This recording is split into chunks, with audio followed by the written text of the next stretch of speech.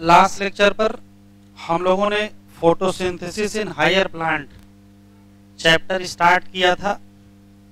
Introduction complete हो गया था, उसके साथ हम लोगों ने सारे अर्ली एक्सपेरिमेंट भी कंप्लीट कर लिए थे।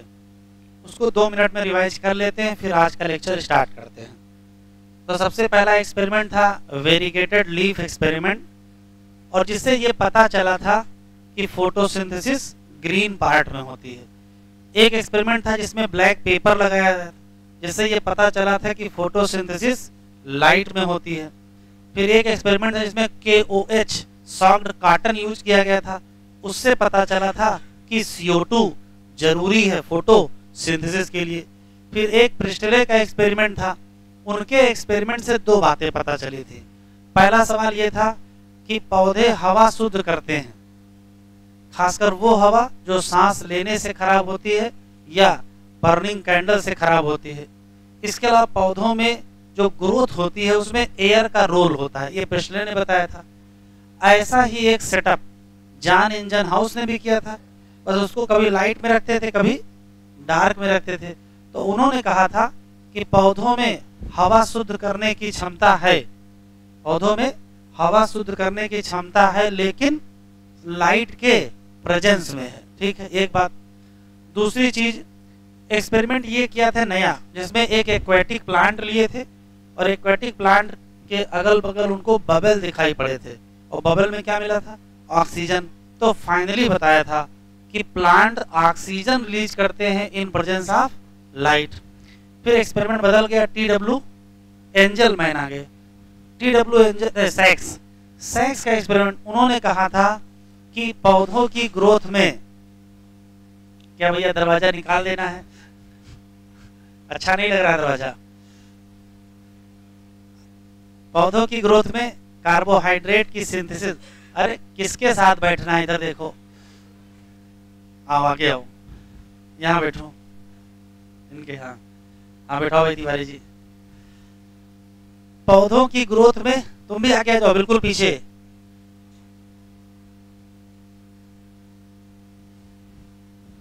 पौधों की ग्रोथ में कार्बोहाइड्रेट का रोल होता है। ये दुनिया को किसने बताया? ये दुनिया को बताया किसने? वान सैक। पौधे में फोटोसिंथेसिस के लिए स्पेशल स्ट्रक्चर क्लोरोप्लास्ट होता है, पौधों में क्लोरोफिल, ये सारी कहानी उन्होंने बताई। एक और बात बताई थी कि स्टार्च के फॉर्म में स्टोर होता है। फिर आए TW एंजलमैन, प्रिज्म यूज किया, लाइट को स्पेक्ट्रम में स्प्लिट कर दिया, और फाइनली बताया कि सभी वेवलेंथ में एक जैसी फोटोसिंथेसिस नहीं होती है। ब्लू और रेड रीजन में ऑक्सीजन ज्यादा रिलीज होती है। तो पहला एक्शन स्पेक्ट्रम इन्होंने बताया। फिर आए कार्ल वान नील का एक्सपेरिमेंट हुआ, उन्होंने बहुत अच्छी बात बताई कि फोटोसिंथेसिस में कार्बन डाइऑक्साइड रिड्यूस होकर के ग्लूकोज में कन्वर्ट होती है, लेकिन कहा कोई ना कोई रिड्यूसिंग एजेंट होना चाहिए, कोई ना कोई हाइड्रोजन डोनर होना चाहिए, कोई ना कोई ऐसा मॉलिक्यूल होना चाहिए जो स्वयं ऑक्सीडाइज करे और CO2 को रिड्यूस करे। तो कहा वो या तो वाटर होगा या तो H2S होगा। वाटर होगा तो ऑक्सीजन निकलेगी, H2S होगा तो ऑक्सीजन नहीं निकलेगी। तो वहीं से बताया कि ये डिपेंड करेगा कि ऑक्सीजन निकलेगी कि नहीं निकलेगी, ये हाइड्रोजन डोनर तय करेगा, H2O और H2S। फाइनल जो लाइन थी कि किसी भी ग्रीन प्लांट में जो ऑक्सीजन निकलती है फोटोसिंथेसिस में, वो वाटर से होती है, कार्बन डाइऑक्साइड से नहीं आती है। इसको बताया था किसने? कार्नेस वान नील ने। लेकिन इसको प्रूफ किया था किसने? रूबेन और कामेन। और क्या यूज किया था? Radio isotope technique. कौन सा रेडियो आइसोटोप यूज किए थे? Heavy isotope of oxygen, oxygen 18 वाला। यहां तक हम लोगों ने पढ़ लिया था। अब इसके आगे शुरू करते हैं।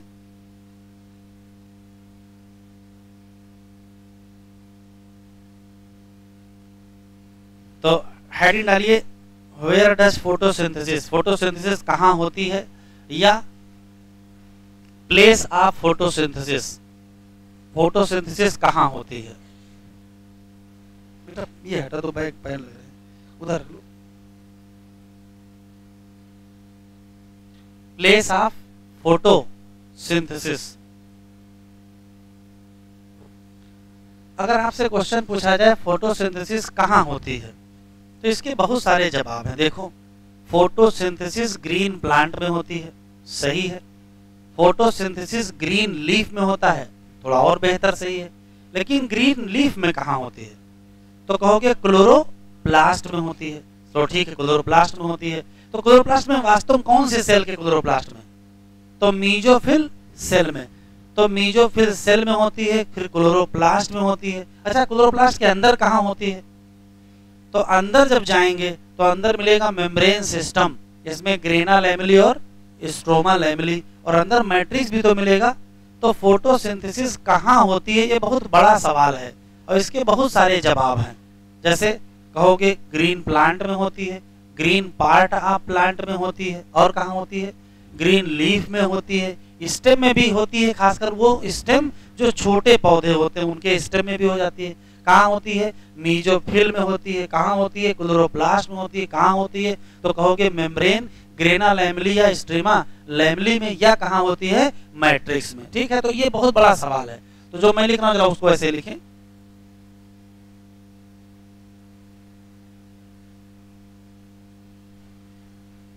तो साइड हेडिंग डालें, प्लेस ऑफ फोटोसिंथेसिस।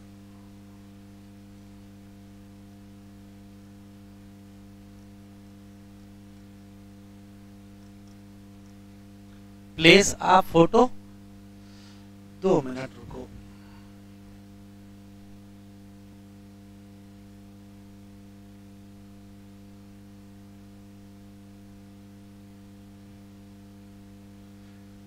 फोटोसिंथेसिस कहाँ होती है, इसके बहुत सारे जवाब हैं। जैसे पहला जवाब है, लिखते चलें, ग्रीन प्लांट्स में होती है। ग्रीन प्लांट्स में कहाँ होती है, तो कहोगे ग्रीन पार्ट में होती है। ग्रीन पार्ट में कहाँ होती है, लीफ में भी होती है, और कुछ ग्रीन स्टेम होते हैं उसमें भी होती है। इवन दुनिया में कुछ ऐसे पौधे हैं जिसकी रूट में भी फोटोसिंथेसिस होती है, बस शर्त है वहां क्लोरोफिल होना चाहिए। तो स्टेम भी मिलेगा और रूट। हाँ, चूज करना पड़ता है तो क्या लगाओगे, तो लीफ लगाएंगे। लीफ में कहाँ होती है, मीजोफिल सेल, और मीजोफिल सेल में कहाँ होता है, तो कहोगे क्लोरोप्लास्ट। तो क्लोरोप्लास्ट में, अब क्लोरोप्लास्ट में कहाँ होती है, तो इसके अंदर 2 हिस्से पाए जाते हैं। एक का नाम है मेम्ब्रेन सिस्टम,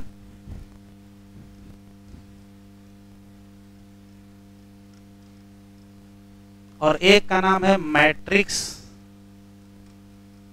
या इसी को स्ट्रोमा कहते हैं। और मेम्ब्रेन सिस्टम में भी 2 पार्ट होते हैं, एक का नाम ग्रेना लैमेली और एक का नाम स्ट्रोमा लैमेली। अब असली सवाल यह है कि फोटोसिंथेसिस 2 जगह होगी, कुछ ना कुछ मेम्ब्रेन सिस्टम पर होगा और कुछ ना कुछ मैट्रिक्स या स्ट्रोमा पर होगा। तो जो मेम्ब्रेन सिस्टम है, यहां वास्तव में सनलाइट ट्रैप होती है, और जैसे ही सनलाइट ट्रैप करेंगे और जो रिएक्शन होगी, उस रिएक्शन का नाम लाइट रिएक्शन होगा। जबकि जो मैट्रिक्स या स्ट्रोमा है, यहां CO2 से ग्लूकोज बनाया जाता है और यहां होती है एंजाइमेटिक रिएक्शन।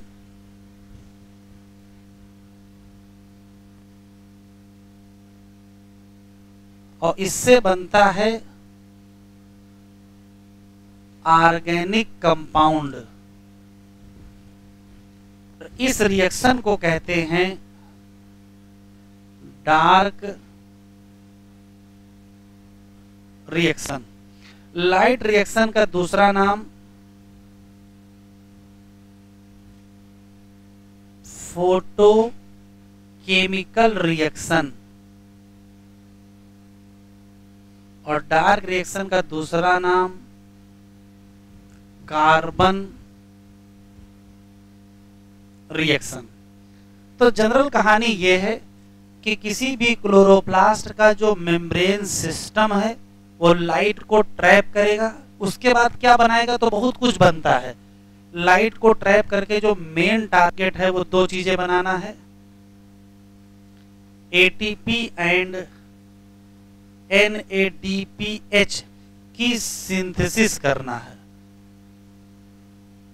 मेन टारगेट इनका ये है और मेन टारगेट इनका ये है ऑर्गेनिक कंपाउंड। अब इस ऑर्गेनिक कंपाउंड का नाम ग्लूकोज होगा, जो कहां से बनेगा, CO2 से बनेगा। तो अगर हम ओवरव्यू की बात करें तो किसी भी प्लांट में, लीफ में, मीजोफिल सेल में, क्लोरोप्लास्ट में मेम्ब्रेन सिस्टम और मैट्रिक्स दो अलग अलग है। यहाँ बिल्कुल clear cut division of labour है, काम का बंटवारा है। मेम्ब्रेन सिस्टम का मेन टारगेट है लाइट को ट्रैप करके एटीपी और NADPH2 बनाओ, और मैट्रिक्स या स्ट्रोमा का काम है कि एंजाइमेटिक रिएक्शन चला करके कार्बोहाइड्रेट या ग्लूकोज बनाओ। इस रिएक्शन जिसमें लाइट ट्रैप होती है उसका नाम लाइट रिएक्शन या फोटोकेमिकल रिएक्शन, और इस रिएक्शन का नाम डार्क रिएक्शन या कार्बन रिएक्शन। यहां तक लिख लो पहले।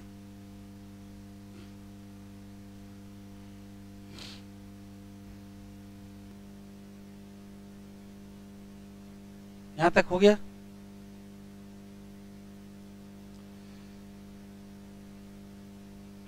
तो इसका मतलब ये है कि फोटोसिंथेसिस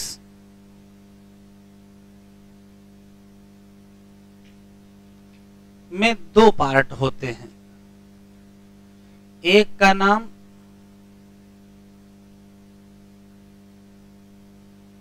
लाइट रिएक्शन और एक का नाम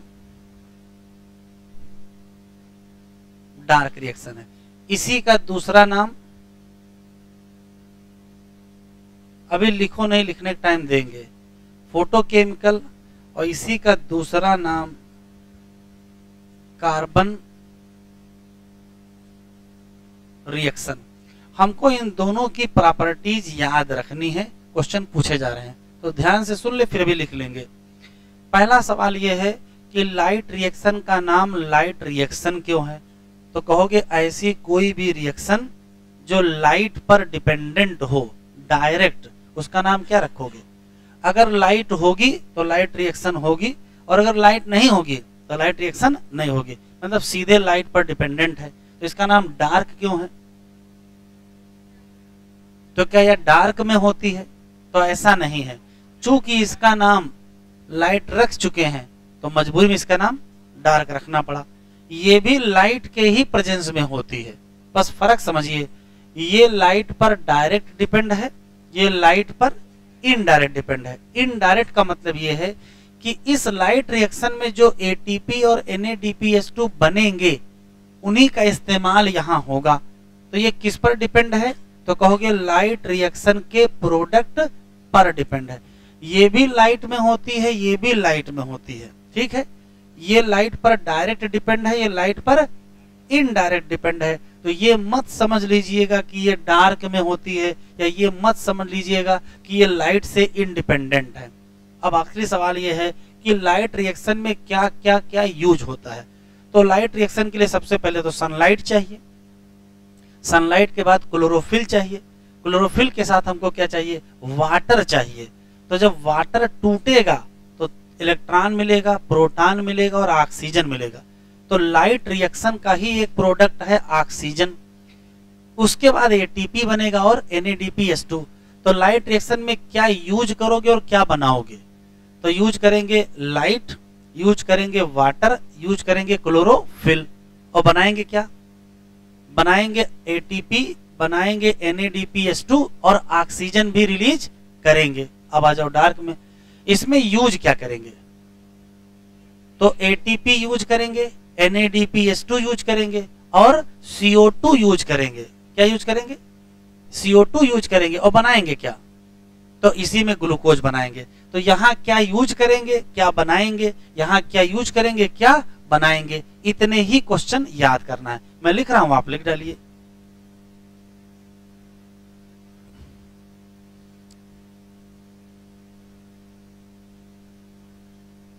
take place in presence of light, directly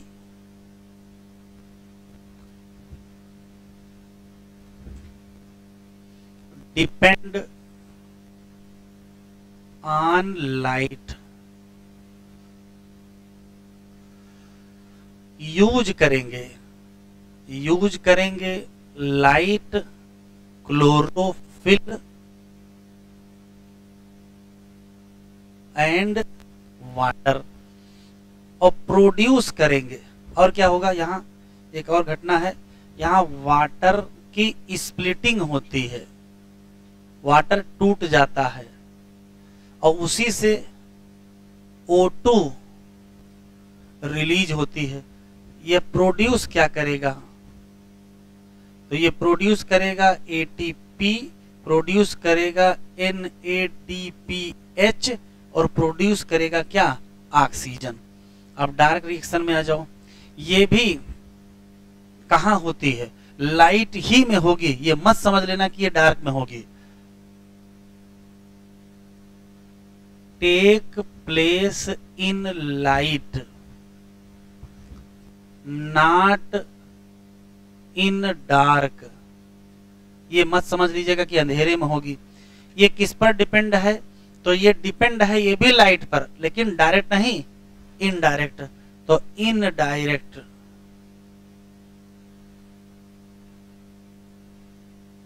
depend on light. वास्तव में किस पर डिपेंड है, तो कहोगे depend on product of light reaction. और प्रोडक्ट कौन से, स्पेशली दो, ATP और NADPH। क्या क्या यूज करेगा,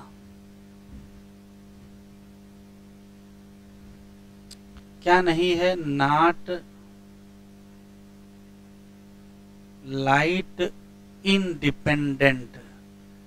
ये मत समझ लेना कि लाइट से इंडिपेंडेंट है। क्या क्या यूज करेंगे, तो यूज करेंगे CO2, ATP और क्या यूज करेंगे, NADPH। और क्या क्या प्रोड्यूस करेंगे, प्रोड्यूस करेंगे ग्लूकोज।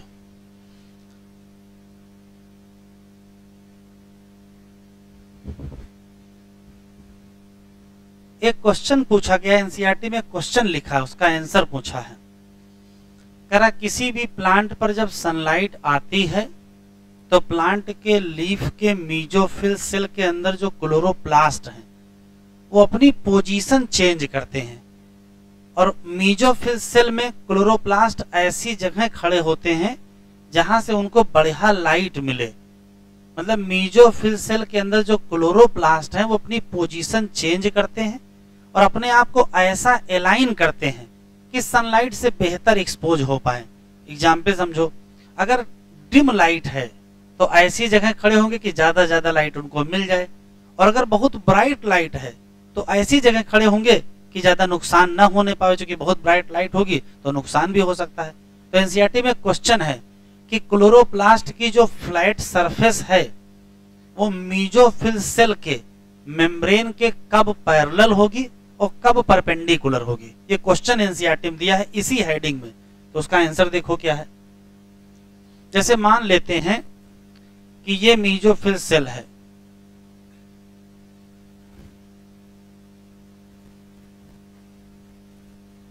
ये दूसरी मीजोफिल सेल है,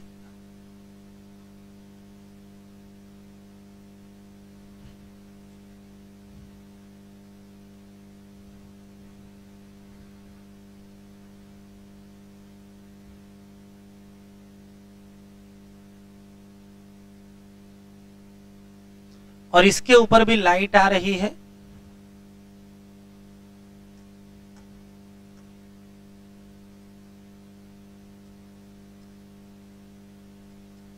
और इसके ऊपर भी लाइट आ रही है। इस मीजोफिल सेल के अंदर क्लोरोप्लास्ट पाए जाएंगे। देखो कैसे, तो एक विकल्प ऐसा है कि क्लोरोप्लास्ट ऐसे होंगे,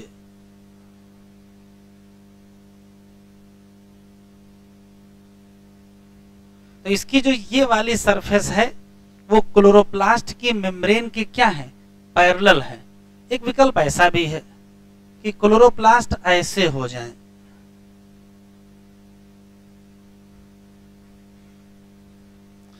दो पोजीशन है। देखिए क्लोरोप्लास्ट ऐसे लगे हैं और क्लोरोप्लास्ट ऐसे लगे हैं, फर्क समझिए क्या है। लाइट जब आती है डिम तो पोजीशन ऐसी कर लेते हैं, और लाइट जब आती है ब्राइट तो पोजीशन ऐसे कर लेते हैं। मतलब समझ लीजिए क्या है, ऐसा पोजीशन कर लिया है कि ज्यादा से ज्यादा लाइट का एक्सपोजर इनकी सरफेस पर हो, और यहां से लग रहा किनारे छुप गए हैं। और छुपने का पर्पज क्या है कि लाइट बहुत तेज है, अगर ठीक सामने पड़ेंगे तो हो सकता है झुलस जाए।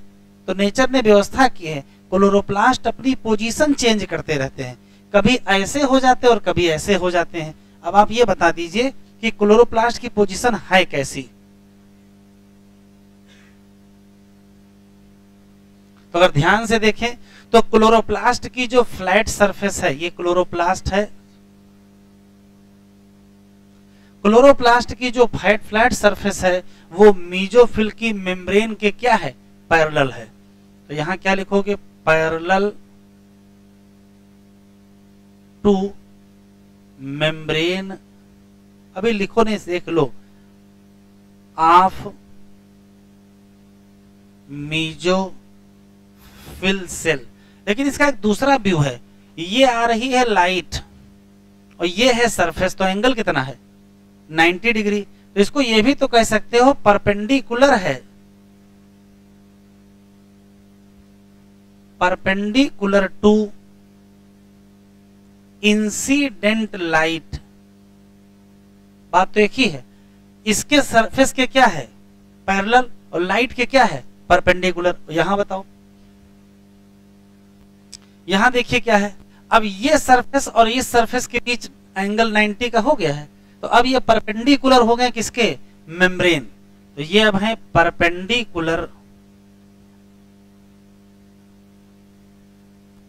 To membrane of mesophyll cell. लिख लो, ये क्वेश्चन एनसीईआरटी में दिया है, उसका आंसर नहीं दिया है।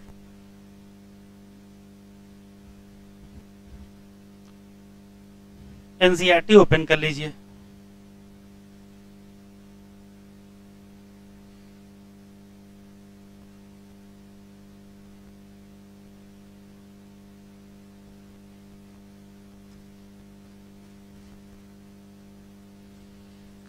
फोटोसिंथेसिस कहां होती है।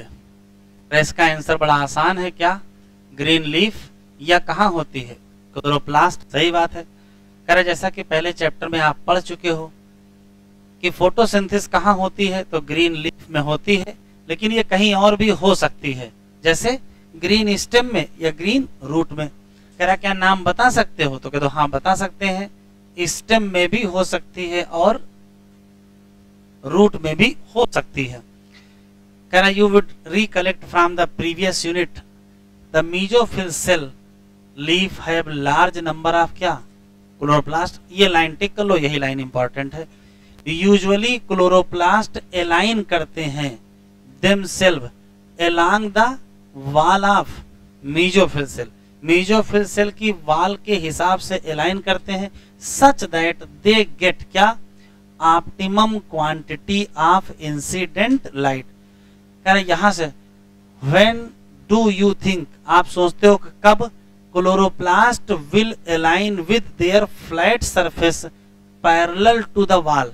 इसकी फ्लैट सरफेस वॉल के पैरेलल कब होगी, तो डिम पे की ब्राइट में, डिम पे।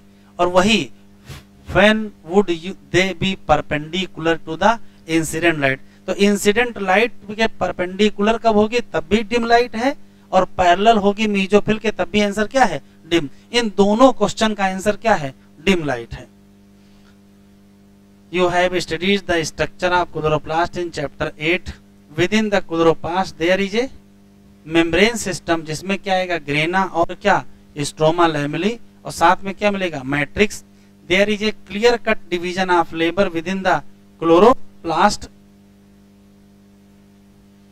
Within the chloroplast, टिक करो यहां से।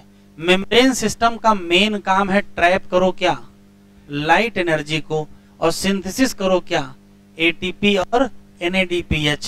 लेकिन जो स्ट्रोमा में है वहां क्या होगा, एंजाइमेटिक, और सिंथेसिस क्या करेंगे, शुगर की या कार्बोहाइड्रेट, जो फाइनली इसमें कन्वर्ट हो जाएगा स्टार्च में।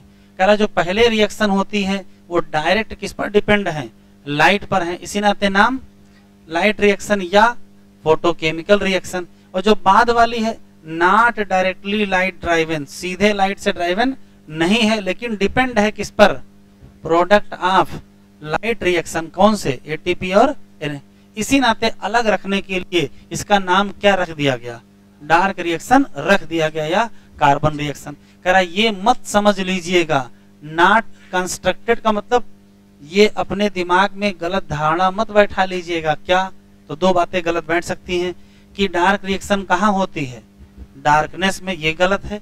और dark reaction not light dependent, क्या नॉट लाइट डिपेंडेंट है, ये भी क्या है, लाइट, दोनों लाइट डिपेंडेंट है, दोनों लाइट में होती हैं, बस फर्क ये है एक सीधे डिपेंड है और एक सीधे नहीं डिपेंड है। ये डायग्राम है, इसमें कोई खास बात नहीं है। बाहर मेम्ब्रेन, अंदर वाली मेम्ब्रेन, ये स्ट्रोमा लैमेली, ये ग्रेना लैमेली, और बाकी जो एरिया है क्या है, ये मैट्रिक्स है या इसको स्ट्रोमा कहते हैं। स्ट्रोमा में राइबोसोम पड़ा है, स्टार्च की ग्रेन्यूल है और लिपिड के ड्रॉपलेट हैं, कुछ खास नहीं है। फिर वही क्वेश्चन आ गया, how many type of pigment, how many type of pigment involve in photosynthesis. तो ये हाउ मेनी काट दीजिए, यहां से हेडिंग डाल दीजिए, pigment involve in photosynthesis, pigment involve in photosynthesis. और इसमें जरा हम कुछ लिख रहे हैं, पहले उसको लिख लीजिए फिर बताता हूं। क्वेश्चन ये है कि फोटोसिंथेसिस में कुल कितने पिगमेंट इन्वॉल्व हैं। तो ऐसे कहोगे पिगमेंट इन्वॉल्व कितने हैं ये बाद में बताएंगे, पहले ये तो पता चले कि प्लांट में पिगमेंट हैं कितने। अब 4 होंगे तभी तो 4 इन्वॉल्व होंगे, पिगमेंट 1 होता तो क्या 4 इन्वॉल्व हो जाते, ना होते। तो पलट देते सवाल। किसी भी ग्रीन प्लांट में ग्रीन कलर की लीफ होती है, लेकिन ग्रीन कलर की जो लीफ होती है, सारे प्लांट का जो हरा रंग होता है वो एक जैसा नहीं होता है। इवन एक ही प्लांट में ढेर सारी पत्तियां लगी हैं, सारी पत्तियों का रंग एक जैसा नहीं होता है।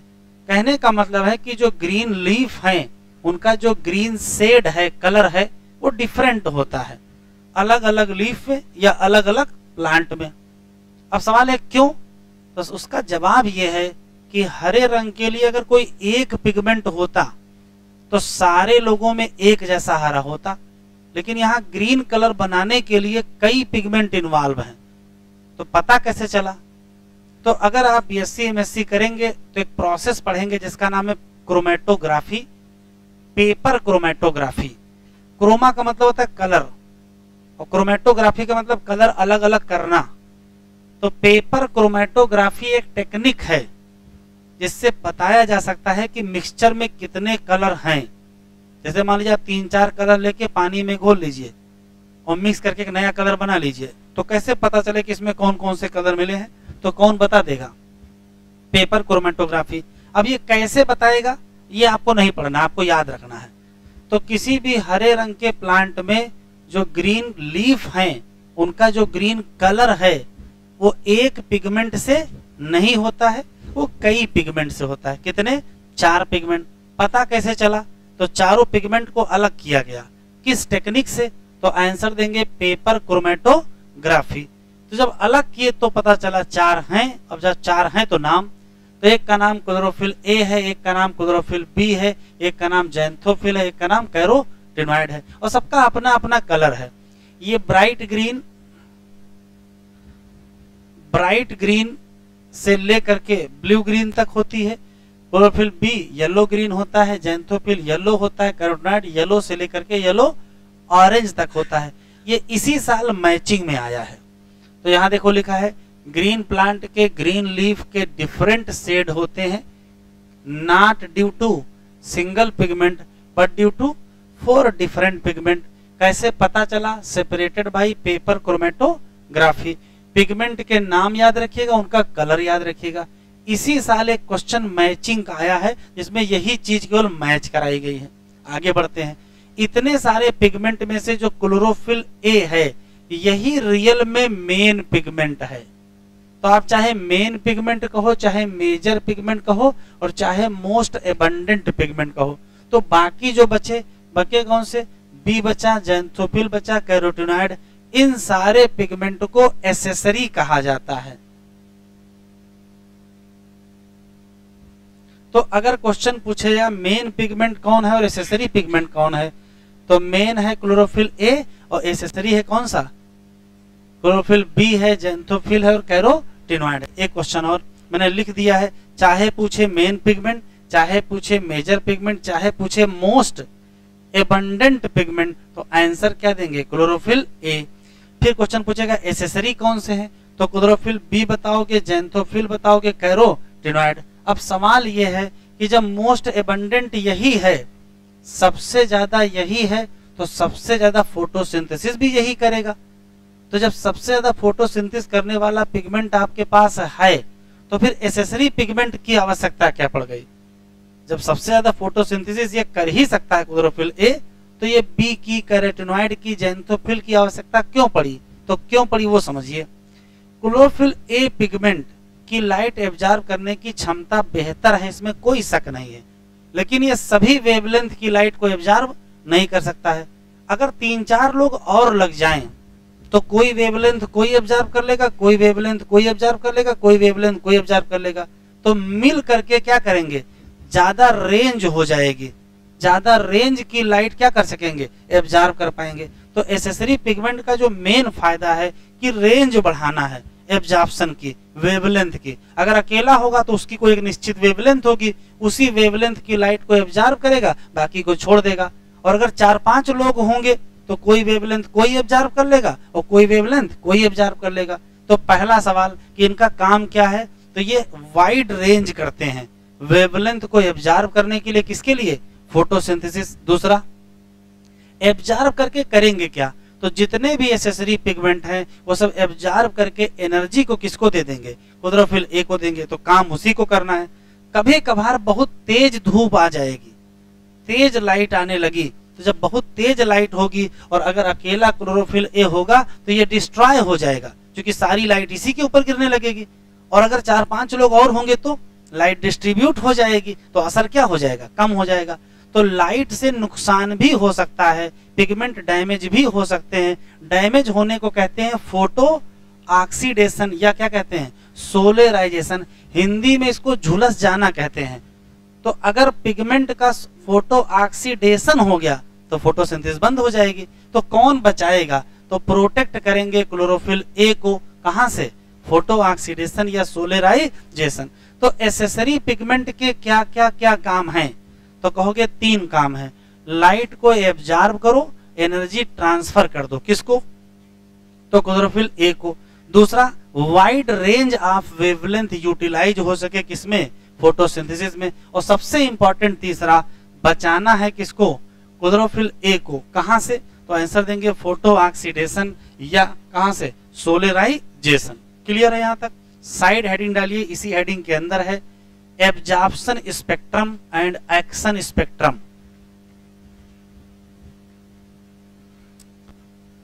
एब्जॉर्प्शन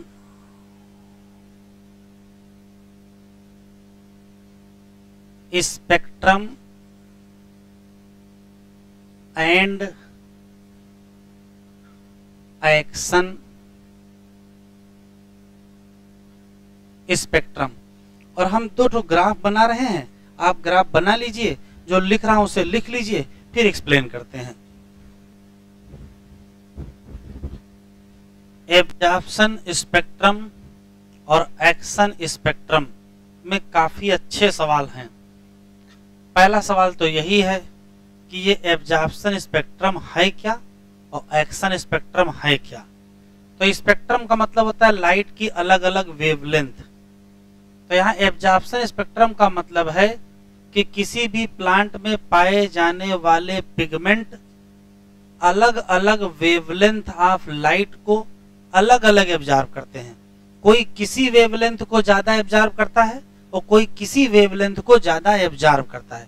इसी को एब्जॉर्प्शन स्पेक्ट्रम कहते हैं। Different pigment absorb different wavelength of light, लेकिन सब मिलकर किसको एब्जॉर्ब करते हैं? तो सब मिल करके 400 से 700, इधर कुछ देखो नहीं, अब 400 से 700 नैनोमीटर वेवलेंथ की लाइट को एब्जॉर्ब करते हैं। इसको विजिबल वेवलेंथ भी कहते हैं, इसको विबग्योर भी कहते हैं, इसको व्हाइट लाइट भी कहते हैं। तो प्लांट में पाए जाने वाले पिगमेंट विजिबल व्हाइट लाइट की वेवलेंथ को एब्जॉर्ब करेंगे, लेकिन अलग अलग पिगमेंट अलग अलग वेवलेंथ को एब्जॉर्ब करेंगे। इसी को कहते हैं एब्जॉर्प्शन स्पेक्ट्रम। अब सवाल यह है कि जब पिगमेंट अलग अलग वेवलेंथ एब्जॉर्ब करेंगे तो उनसे जो फोटोसिंथेसिस होगी उसका जो रेट होगा वो भी अलग अलग होगा। कोई किसी वेवलेंथ में ज्यादा फोटोसिंथेसिस करेगा, कोई किसी वेवलेंथ में ज्यादा फोटोसिंथेसिस करेगा। तो अलग अलग वेवलेंथ में फोटोसिंथेसिस का रेट भी अलग अलग होता है। इसको कहते हैं एक्शन स्पेक्ट्रम। एक्शन का मतलब काम होना, तो एब्जॉर्प्शन का मतलब अलग वेवलेंथ एब्जॉर्ब होना और एक्शन का मतलब अलग वेवलेंथ में अलग फोटोसिंथेसिस होना। अब कौन सा पिगमेंट किस वेवलेंथ को ज्यादा एब्जॉर्ब करेगा और किसको कम एब्जॉर्ब करेगा, ये आपसे पूछेगा। तो वेवलेंथ हमारे पास 400 टू 700 नैनोमीटर है, इसी को एब्जॉर्ब करना। कैसे देखो डायग्राम में, तो ये 400 से लेके 700 तक हमने लिख दिया है। रेंज को ये माना जाता है कि जो 400 से 500 होती है उसको ब्लू लाइट मानते हैं, जो 500 से 600 के बीच होती है वो ग्रीन लाइट, और जो 600 से 700 वो रेड लाइट। वैसे तो कितने होते हैं, 7 कलर होते हैं इसको, लेकिन 3 में माना जा रहा है, ठीक है। अब यहाँ मैंने ग्राफ एब्जॉर्प्शन का बना दिया है, थोड़ा ध्यान से देखिए। 400 से 500 का मतलब ब्लू लाइट को क्लोरोफिल ए भी एब्जॉर्ब करेगा, क्लोरोफिल बी भी एब्जॉर्ब करेगा और कैरोटीनॉइड। लेकिन जो 500 से 600 है उसको ना ए एब्जॉर्ब करेगा ज्यादा, ना बी एब्जॉर्ब करेगा, ना कैरोटीनॉइड, बहुत कम एब्जॉर्ब करेगा। इवन कैरोटीनॉइड तो मैंने यही रोक ही दिया है, तो आगे एब्जॉर्ब ही नहीं करेगा। तो 400 से 500 का मतलब ब्लू लाइट को सब लोग एब्जॉर्ब करेंगे, चाहे वो ए हो, चाहे बी हो, चाहे वो कैरोटीनॉइड हो। 500 से 600 को कैरोटीनॉइड तो बिल्कुल नहीं एब्जॉर्ब करेगा, हाँ ए और बी बहुत जरा सा एब्जॉर्ब करेंगे। फिर आगे बढ़ोगे तो 600 से 700 में जाओगे तो देखोगे यहाँ कैरोटीनॉइड तो है नहीं, ए और बी ही है। तो अगर हम सिर्फ ए की बात करें, अगर हम सिर्फ ए की बात करें तो कहाँ एब्जॉर्प्शन ज्यादा होता है और कहाँ एब्जॉर्प्शन कम होता है, या कौन सी लाइट ज्यादा एब्जॉर्ब होती, कौन सी कम। तो दिख रहा है भाई ब्लू लाइट ज्यादा और रेड लाइट ज्यादा और ग्रीन लाइट कम। मैक्सिमम एब्जॉर्प्शन ब्लू और रेड और minimum absorption green. Blue red का मतलब 400 से 500 और रेड का मतलब 600 से 700 और ग्रीन का मतलब 500 से 600। पहला सवाल यही है कि ग्रीन कलर की लाइट कम एब्जॉर्ब होती है, क्यों? कोई तो कारण होगा। तो फिजिक्स में आपको पढ़ाया जाएगा कि जो पिगमेंट जिस कलर का होता है वो उस कलर को रिफ्लेक्ट कर देता है। तो ग्रीन कलर के ही तो पिगमेंट हैं, इसी नाते ग्रीन लाइट को क्या करेंगे, रिफ्लेक्ट करेंगे। तो मिनिमम एब्जॉर्प्शन ग्रीन का होता है, क्यों? क्योंकि ये रिफ्लेक्ट हो जाती है बैक। एक question.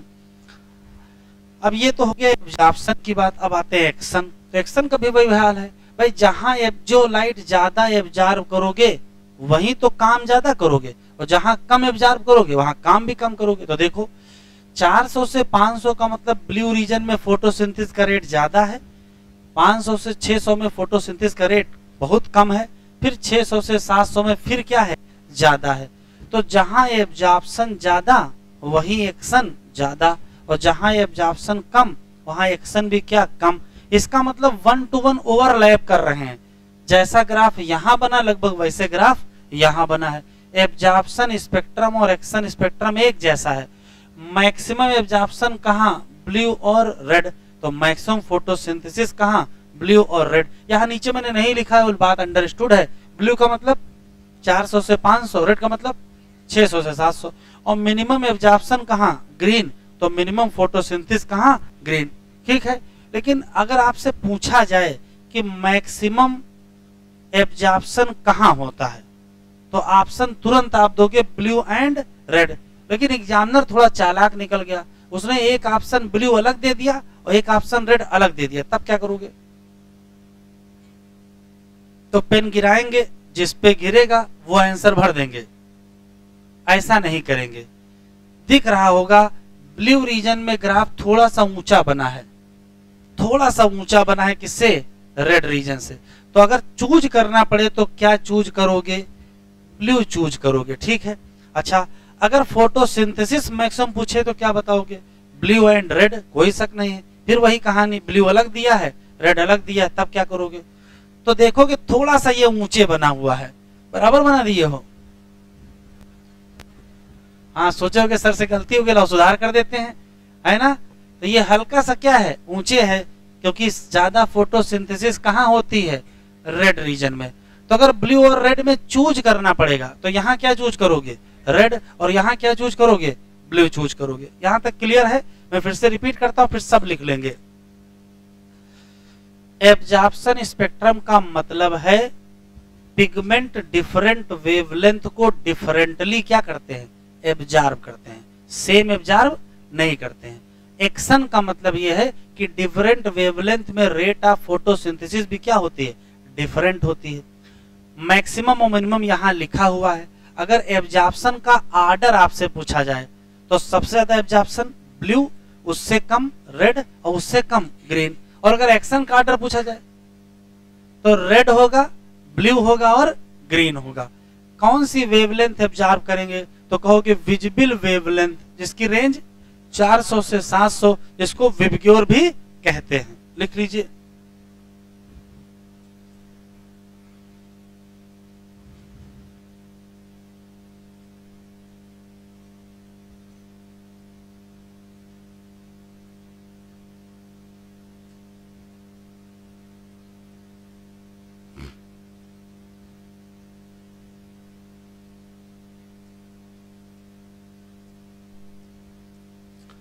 Different pigment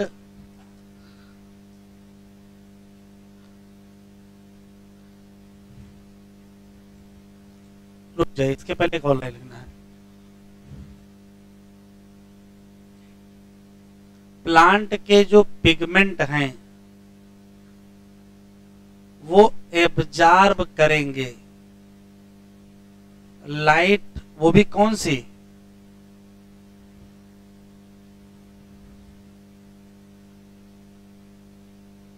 visible wavelength. और विजिबल वेवलेंथ कितनी है, तो 400 टू 700 किलोमीटर नैनोमीटर। इसी को कहते हैं व्हाइट लाइट, और ये है VIBGYOR system.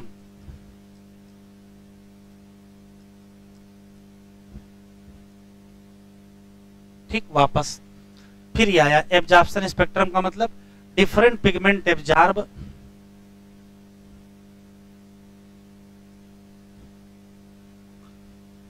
Light of different wavelength. और एक्शन स्पेक्ट्रम का मतलब भी यही है।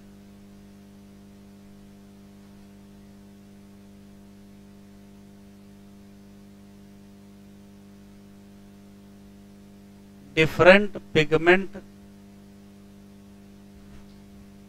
फोटोसिंथेसिस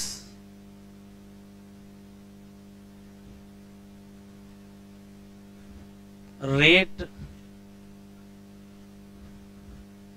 डिफरेंट इन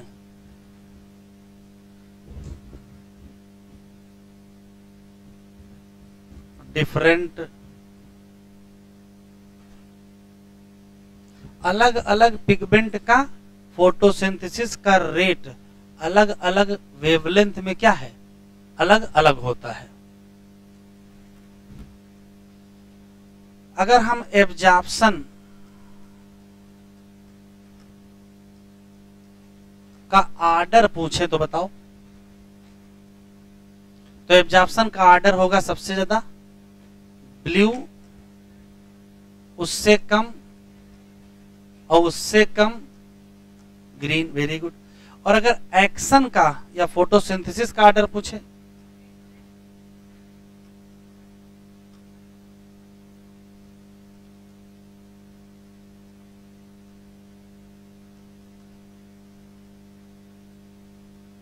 तो क्या बताओगे? तो सबसे पहले बताओगे रेड, उससे कम ब्लू और उससे कम ग्रीन। अच्छा, एग्जामिनर ने दिमाग लगा दिया, एग्जामिनर ने ऑप्शन दे दिया, एक ऑप्शन रेड है, एक ऑप्शन है ब्लू, एक ऑप्शन है ग्रीन और एक ऑप्शन है व्हाइट, और पूछ रहा है मैक्सिमम फोटोसिंथेसिस कहां होगी। तो जब हम व्हाइट कह देंगे तो रेड और ब्लू दोनों शामिल हो जाएंगे, तो मैक्सिमम कहां होगी, व्हाइट। फिर एग्जामिनर और दिमाग लगा दिया, किसी पौधे पर व्हाइट लाइट लगातार पड़ती रहे, इसको कंटिन्यूअस कहते हैं, और रुक रुक के पड़े, उसको इंटरमिटेंट कहते हैं। तो कंटिन्यूअस वाले में होगी कि इंटरमिटेंट वाले में? अगर कंटिन्यूअस होगा तो पिगमेंट एग्जॉस्ट कर जाएंगे, तो धीरे धीरे फोटोसिंथेसिस का रेट घट जाएगा। तो काम से बीच बीच में छुट्टी भी तो चाहिए, तो सबसे बढ़िया प्रोडक्शन कब होगा, जब बीच बीच में छुट्टी मिलेगी, उसको क्या कहेंगे, इंटरमिटेंट।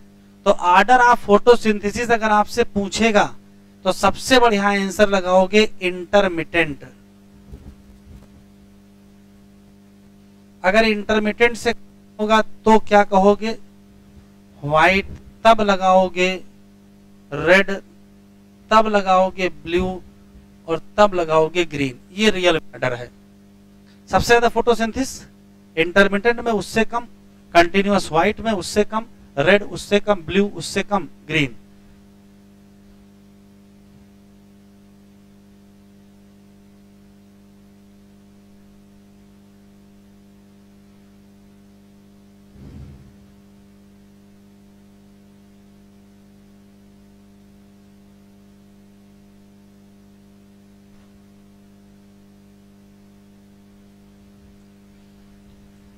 जरा पीछे जो ग्राफ बना उसको देख लीजिए, वहां से दो क्वेश्चन और छिपे हुए हैं, अभी आपको दिखाई पड़ जाएंगे।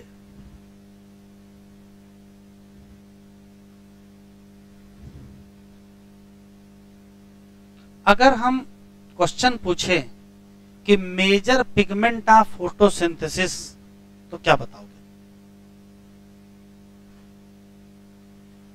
तो तुम कहोगे क्लोरोफिल ए। ऑप्शन में होगा तब ना आंसर लगाओगे। ऑप्शन सुनो कैसे है। ऑप्शन है chlorophyll A and chlorophyll B, option है chlorophyll A and carotenoid, option है क्लोरोफिल ए एंड जेंथोफिल। अब क्या करोगे? क्वेश्चन सुन ले, आंसर तब बता मैं। Major pigment of photosynthesis chlorophyll A, कोई शक नहीं है, बिल्कुल स्पष्ट आंसर सही है, लेकिन ऑप्शन भी तो होना चाहिए। ऑप्शन में ऐसे है chlorophyll A and chlorophyll B, दूसरा ऑप्शन है क्लोरोफिल ए एंड कैरोटिनॉइड, और तीसरा ऑप्शन है क्लोरोफिल ए एंड जेंथोफिल। तब क्या करोगे? ए एंड के साथ क्या लगा दोगे, बस ये बताओ। बी लगा दें कि कैरोटिनॉइड लगा दें कि जेंथोफिल लगा दें? तो बी नहीं लगाएंगे। क्यों? जैसा ए है वैसा ही बी है कलर वाइज। तो अगर पिगमेंट लगाना है तो डिफरेंट पिगमेंट लगाइए, तो उसके साथ आंसर देंगे कैरोटिनॉइड। तो अगर क्वेश्चन आ गया मेजर पिगमेंट ऑफ फोटोसिंथेसिस, तो या तो आंसर मिले क्लोरोफिल ए, कोई शक नहीं है, लेकिन अगर कहीं मिला के ऑप्शन दे दिया तो क्या लगाओगे? ए एंड कैरोटिनॉइड लिखो।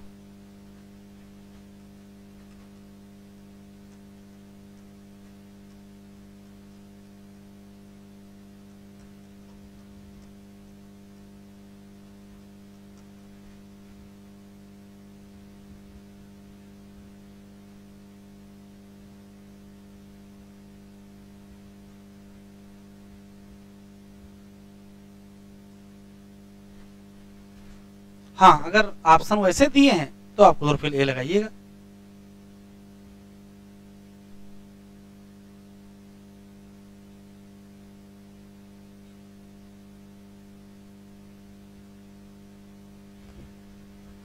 जरा ग्राफ देख लीजिए, उसमें क्वेश्चन छुपा हुआ है।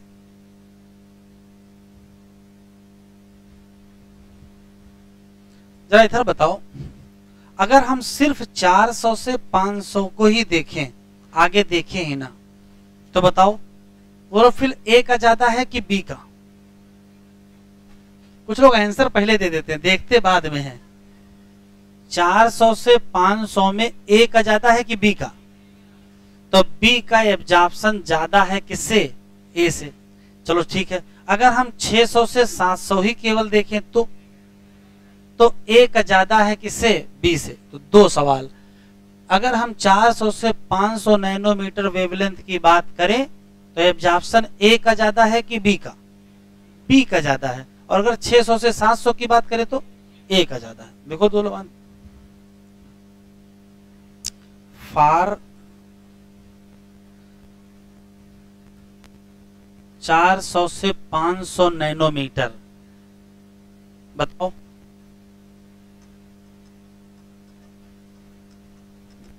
Absorption by chlorophyll be more than क्या? Chlorophyll A. कोई दिक्कत तो नहीं है? और अगर हम इसके लिए लिखें तो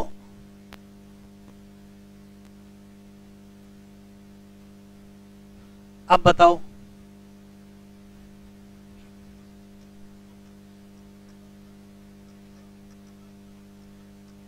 एब्जॉर्प्शन बाय क्लोरोफिल ए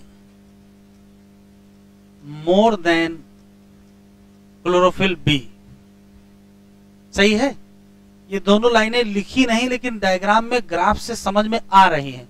तो एग्जामिनर पूछ सकता है कि कब ए का एब्जॉर्प्शन ज्यादा और कब बी का एब्जॉर्प्शन ज्यादा है। ए का किस लाइट में ज्यादा है? ए का, भाई इसका मतलब ये कौन सा रीजन है? रेड रीजन है। तो ए का एब्जॉर्प्शन कहां ज्यादा है? रेड लाइट का। और बी का कहां ज्यादा है? तो ब्लू और रेड में अगर क्वेश्चन पूछे कि किसका ज्यादा कब होता है, तो कहोगे रेड का एब्जॉर्प्शन ज्यादा कौन करेगा? ए करेगा। और ब्लू का एब्जॉर्प्शन ज्यादा कौन करेगा? बी करेगा। तो बी फॉर ब्लू और बी फॉर बी। अब खोलो एनसीईआरटी।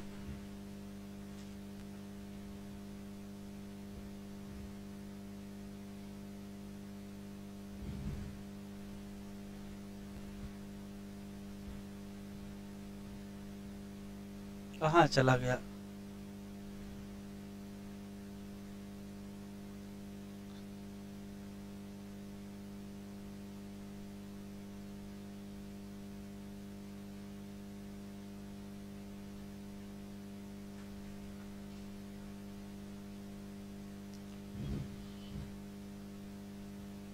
निकालें हाइलाइटर, हाईलाइट करें। कह रहा है looking at plant you have ever wondered why and how there is so many shade of green in their leaf even in same plant। we look for an answer to this question by trying to, यहां से highlight करो, separate the leaf pigment through the paper chromatography। एक सवाल तो ये है, जब chromatography से सेपरेशन कर लिया गया तब पता चला कि लीफ में जो कलर है जो हमको दिखता है वो किससे नहीं है? सिंगल पिगमेंट से नहीं है। तो है किससे? 4 पिगमेंट। कौन से?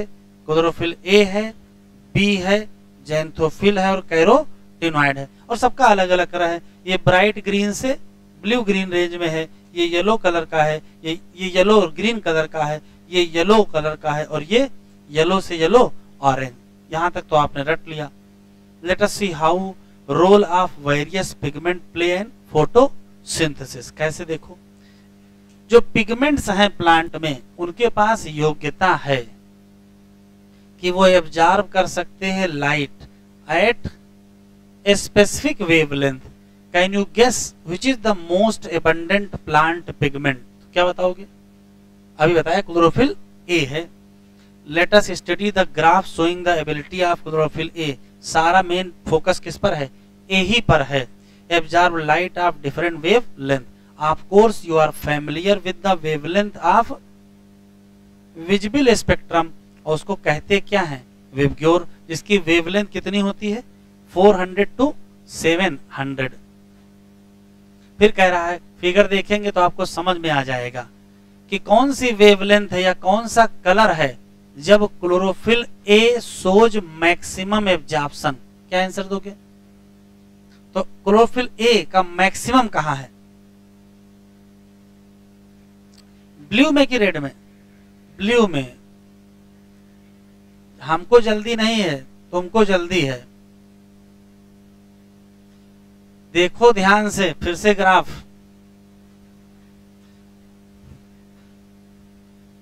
यहां भले ही ए बी से ज्यादा है, लेकिन यहां की ऊंचाई से देखो क्या है? नीचे है। तो मैक्सिमम एब्जॉर्प्शन कहां होगा? अभी पीछे लिखा क्या है? मैक्सिमम एब्जॉर्प्शन ब्लू रीजन में होता है। नहीं लिखा है पीछे? दूसरी बात बताए, बस उसको लागू कर दिए, पहली बात छोड़ दिए तुरंत। ए का बी से जब कंपेयर करेंगे तब बताओगे कि वहां ए का ज्यादा है, वहां बी का ज्यादा है। ओवरऑल कहां ज्यादा है? ओवरऑल तो यही ज्यादा है ना। यहाँ का कोई ग्राफ इस ग्राफ से नीचे है, यहाँ के सारे ग्राफ क्या है? ऊंचे हैं। इसका मतलब मैक्सिमम एब्जॉर्प्शन कहां हो रहा है? 400 से 500 में हो रहा है। ऐसे सवाल गलत करोगे एग्जाम में। तो मैक्सिमम एब्जॉर्प्शन कहां होता है? तो अगर चूज करना पड़ेगा तो ब्लू लगाइएगा, नहीं तो ब्लू एंड रेड लगाइएगा। It's so another absorption peak कहो। हाँ, कौन सी है? तो है रेड। तो मेन मिल गए दो, ब्लू और रेड। करा फिगर देखो, देख लिया। Wavelength at which maximum photosynthesis occur. तो फिर वही आंसर मिलेगा। क्या? दो वेवलेंथ मिलेंगे, एक 400 से 500 और एक 600 से 700। कलर पूछेगा तो ब्लू एंड रेड। तो लिखा है wavelength at which maximum absorption by chlorophyll A. Answer दिया है उसका ब्लू एंड रेड। हाँ, चूज करना पड़ेगा तो चूज करेंगे ब्लू। इट आल्सो शोज, इसी समय क्या होती है? Higher rate of photosynthesis. तो हम ये कंक्लूड कर सकते हैं कि chlorophyll A is the chief pigment associated with the photosynthesis. By looking a figure 13.c देखेंगे तो कंप्लीट ये अंडरलाइन करो। 1:1 क्या है? ओवरलैप। जहां एक्शन ज्यादा वहां एब्जॉर्प्शन ज्यादा। एब्जॉर्प्शन स्पेक्ट्रम और एक्शन स्पेक्ट्रम दोनों क्या कर रहे हैं? ओवरलैप कर रहे हैं। एनसीईआरटी में ऐसा खिचड़ी बना के लिखें कि याद न रहे, बाकी सब कुछ हो जाए। ठीक है, तो जो नोट्स लिख रहे हो बस उसी से याद रहेगा, इससे कुछ याद रहने वाला है नहीं। इन्होंने पूरा प्रयास किया है कि आप कुछ समझ न पाओ कि आखिर लिखा क्या है, केवल कंफ्यूज कर रहे हैं।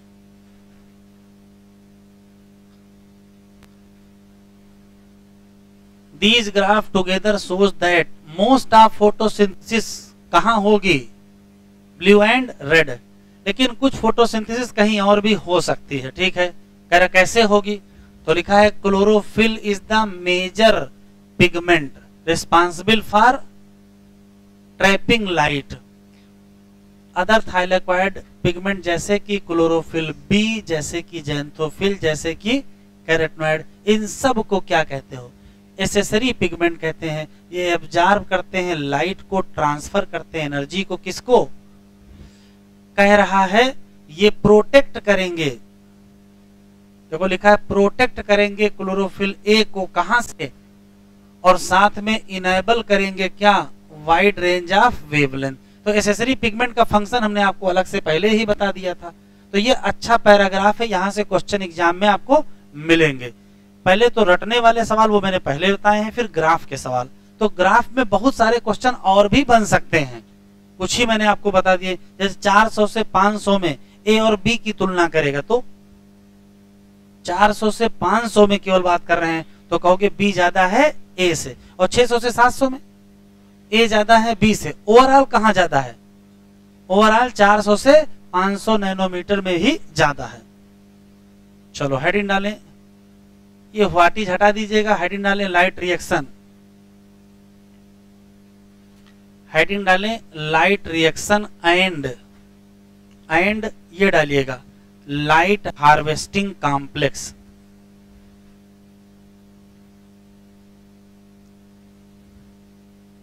Light reaction and light harvesting complex.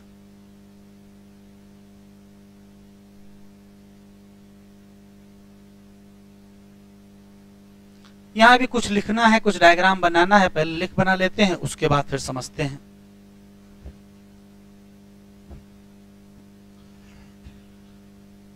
जितना हम लोगों को पहले से ही पता है कि लाइट रिएक्शन में कई घटनाएं होती हैं, जिसमें कि इंपॉर्टेंट है लाइट का एब्जॉर्प्शन।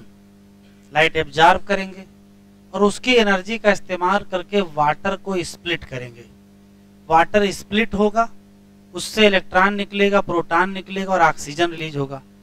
तो सबसे पहले होगा लाइट का एब्जॉर्प्शन, फिर होगा वाटर की स्प्लिटिंग, फिर होगा रिलीज ऑफ ऑक्सीजन, और फिर फाइनली बनेंगे formation of high energy intermediate, जिनका नाम एटीपी और NADPH है।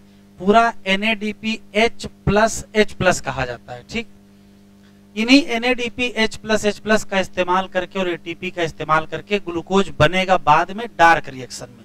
वापस आ जाते हैं, तो ये काम हो कैसे जाता है। तो यहाँ देखें, किसी भी ग्रीन लीफ में पाए जाएंगे पिगमेंट्स और प्रोटीन।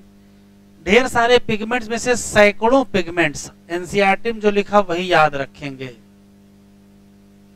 हंड्रेड्स, सैकड़ों का मतलब 999 तक।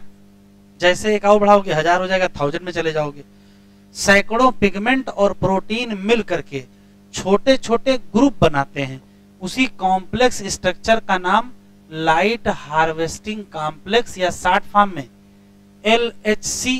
यही लोग लाइट को एब्जॉर्ब करेंगे, लाइट हार्वेस्टिंग कॉम्प्लेक्स ही ट्रैप करेंगे। नाम ही पड़ रहा है इनका लाइट हार्वेस्टिंग। तो लाइट हार्वेस्टिंग कॉम्प्लेक्स कहो, चाहे फोटो सिस्टम कहो, चाहे पिगमेंट सिस्टम कहो, यही वो ग्रुप है जो ट्रैप करेगा या एब्जॉर्ब करेगा किसको, लाइट को। लेकिन फोटो सिस्टम होते हैं दो प्रकार के, एक का नाम फोटो सिस्टम 1 और एक का नाम फोटो सिस्टम 2। शॉर्ट फॉर्म में इसको PS1 भी कहते हैं, इसको PS2 भी कहते हैं। पहला सवाल यही इनके नाम क्या कि 1 2 कहां से आया। तो 1 और 2 आया है डिस्कवरी से। जिसका खोज पहले हुई उसका नाम PS1 और जिसकी खोज बाद में उसका नाम PS2। कोई दिक्कत नहीं, लेकिन काम ऐसा नहीं है, जो पहले खोजा गया वो काम बाद में करता है और जो बाद में खोजा गया वो काम पहले। तो कह रहा किस आधार पर नहीं किया गया है, सीक्वेंस ऑफ फंक्शन। किस आधार पर किया गया है, सीक्वेंस ऑफ डिस्कवरी। तो डिस्कवर पहले कौन हुआ, PS1, और काम पहले कौन करेगा, PS2। तो काम जो करेगा पहले वो डिस्कवर हुआ बाद में। वापस आ जाइए, किसी भी फोटो सिस्टम को बनाने में दो स्ट्रक्चर होते हैं, एंटीना और रिएक्शन सेंटर। जैसे मान लेते ये एक कोई ग्रुप ऑफ पिगमेंट है, यहाँ बहुत सारे पिगमेंट है, हमने कहा सैकड़ों पिगमेंट है। मान लेते हैं कि 100 ही पिगमेंट है, मान लेते हैं 100 पिगमेंट है। तो अगर किसी फोटो सिस्टम में 100 पिगमेंट हैं तो एक पिगमेंट को छोड़ दीजिए, किसी एक क्लोरोफिल ए मॉलिक्यूल को छोड़ दीजिए, बचे कितने, 99। 99 जो हैं वो बना लेते हैं एंटीना। तो जो एक क्लोरोफिल ए मॉलिक्यूल बचा वो बना लेता है क्या, रिएक्शन सेंटर।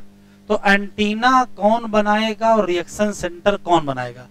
तो कहोगे जितने भी पिगमेंट होंगे उस ग्रुप में, सैकड़ों यहाँ लिखे हैं, कह रहा उस ग्रुप में जितने भी होंगे उसमें से एक क्लोरोफिल ए मॉलिक्यूल को छोड़ दीजिए, बाकी जितने होंगे वो क्या बना लेंगे, एंटीना। जैसे ग्रुप में अगर 100 हैं तो 99 क्या बना लेंगे, एंटीना, और एक क्या बना लेगा, रिएक्शन सेंटर। तो आप बताओ एंटीना में क्लोरोफिल ए होगा कि नहीं होगा।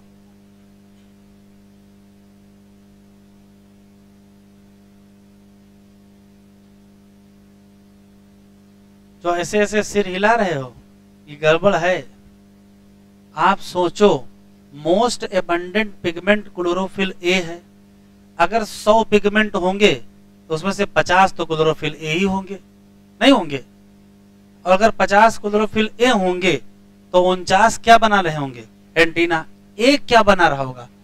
क्वेश्चन को समझो, जितने ग्रुप में पिगमेंट हैं उसमें से एक क्लोरोफिल ए को छोड़ दो। जैसे मान लेते हैं ग्रुप में 10 क्लोरोफिल ए हैं, तो 10 में से एक को छोड़ दीजिए, कितने बचे, 9। तो वो 9 कहां होंगे, तो एंटीना में सब होते हैं, ए भी होता है, बी भी होता है, कैरोटिनॉइड भी होगा, ज़ैंथोफिल सब होंगे। रिएक्शन सेंटर में सिर्फ और सिर्फ क्या होगा? क्लोरोफिल। तो ये मत निकाल लीजिएगा, मतलब क्या कि एंटीना में क्लोरोफिल ए नहीं है, वहां भी है। अगर मान लेते ग्रुप में 10 हैं क्लोरोफिल ए, तो 9 कहाँ होंगे? एंटीना में। एक कहाँ होगा? रिएक्शन सेंटर में। यहां आ जाओ, एंटीना और रिएक्शन सेंटर में क्या है? तो एंटीना में बहुत सारे पिगमेंट होंगे, यहाँ केवल एक क्लोरोफिल ए मॉलिक्यूल होगा। इसका काम लाइट को एब्जॉर्ब करना, लाइट को एब्जॉर्ब करेंगे और ट्रांसफर कर देंगे किसको? क्लोरोफिल ए जो कहाँ है? रिएक्शन सेंटर को। क्लोरोफिल ए कहो या क्या कहो, रिएक्शन सेंटर को दे देंगे। अब रिएक्शन सेंटर में ये भी लाइट एब्जॉर्ब कर सकता है, लेकिन यहां से क्या निकलेगा? इलेक्ट्रॉन। तो देखो यहां से इलेक्ट्रॉन निकल गया है। अब सवाल यह है कि हमारे पास दो पिगमेंट सिस्टम है, PS1 और PS2, तो क्या दोनों के रिएक्शन सेंटर एक जैसे होंगे? तो कहोगे नहीं, दोनों के रिएक्शन सेंटर अलग अलग होंगे। किस मामले में अलग होंगे? तो देखो किस मामले में अलग होंगे।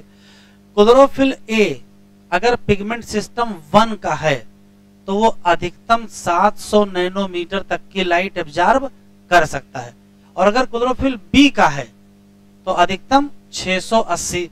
मतलब अगर PS1 है तो उसकी रेंज बताओ एब्जॉर्प्शन की। वो 400 से 700 तक पूरी एब्जॉर्ब कर सकता है, और अगर क्लोरोफिल बी है तो 400 से शुरू करेगा, कहां रुक जाएगा? 680 पर रुक जाएगा। तो रिएक्शन सेंटर का एब्जॉर्प्शन मैक्सिमा कितना है? तो कहोगे एब्जॉर्प्शन मैक्सिमम मतलब मैक्सिमम किस वेवलेंथ को एब्जॉर्ब करेंगे? तो कहोगे मैक्सिमम 700 नैनोमीटर को एब्जॉर्ब करेगा, किसका? PS1 का, और मैक्सिमम 680 एब्जॉर्ब करेगा किसका? PS2 का। तो लिखो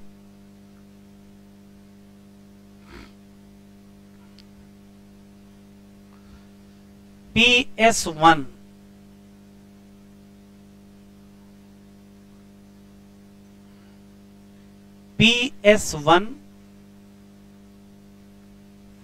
का जो रिएक्शन सेंटर है, लिखते चलें,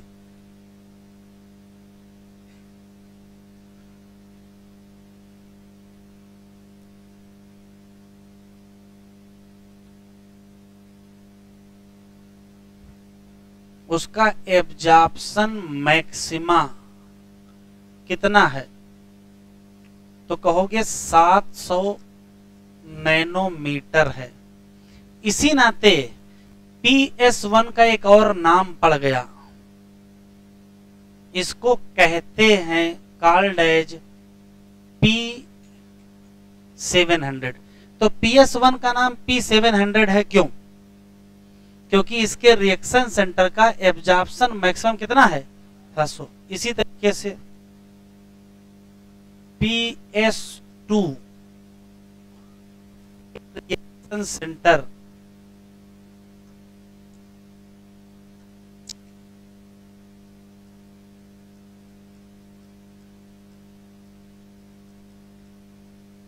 का एब्जॉर्प्शन मैक्सिमा कितना है? तो कहोगे 680 नैनोमीटर, 680 नैनोमीटर। इसी नाते इसका दूसरा नाम क्या पड़ गया? P68। तो ये नाम क्यों पड़ा और ये नाम क्यों पड़ा? तो ये नाम पढ़ रहे हैं रिएक्शन सेंटर के एब्जॉर्प्शन मैक्सिमा से, और PS1 PS2 नाम क्यों पड़े? वो डिस्कवरी से। दो दो नाम हैं, दो दो आधार हैं। अब असली सवाल ये है कि ये कैसे पता चला कि पौधों में दो पिगमेंट सिस्टम या दो फोटो सिस्टम पाए जाते हैं? ये कैसे पता चला? भाई एक की डिस्कवरी हो गई थी जिसका नाम PS1 रखा गया। जब दूसरा डिस्कवर हुआ तभी तो पहले वाले का नाम PS1 रखा गया, वरना जब डिस्कवरी हुई होगी तो सिंपली पिगमेंट सिस्टम कहते होंगे। जब दूसरा डिस्कवर हुआ तो कहा पहले वाले का नाम क्या रख दो? 1, और दूसरे वाले का नाम PS2। कैसे डिस्कवर हो गया? तो यहाँ एक साइंटिस्ट हैं, हमने लिख लिया है, आप कुछ लिखेंगे नहीं, सुनेंगे। एक साइंटिस्ट है जिनका नाम इमर्सन है। इमर्सन नाम के साइंटिस्ट ने एक एक्सपेरिमेंट किया। क्या? एक प्लांट लिया और उसके ऊपर केवल रेड लाइट डाली और जिसकी वेवलेंथ थी 680 से ज्यादा, 680 से ज्यादा डाली, तो बताओ कौन सी लाइट डाल रहे हैं? रेड लाइट डाल रहे हैं। ये बताओ PS1 काम करेगा कि PS2 काम करेगा कि दोनों काम करेंगे? अच्छा, कुछ लोग आंसर बिल्कुल मुंह में रखे रहते हैं, पहले आंसर देंगे।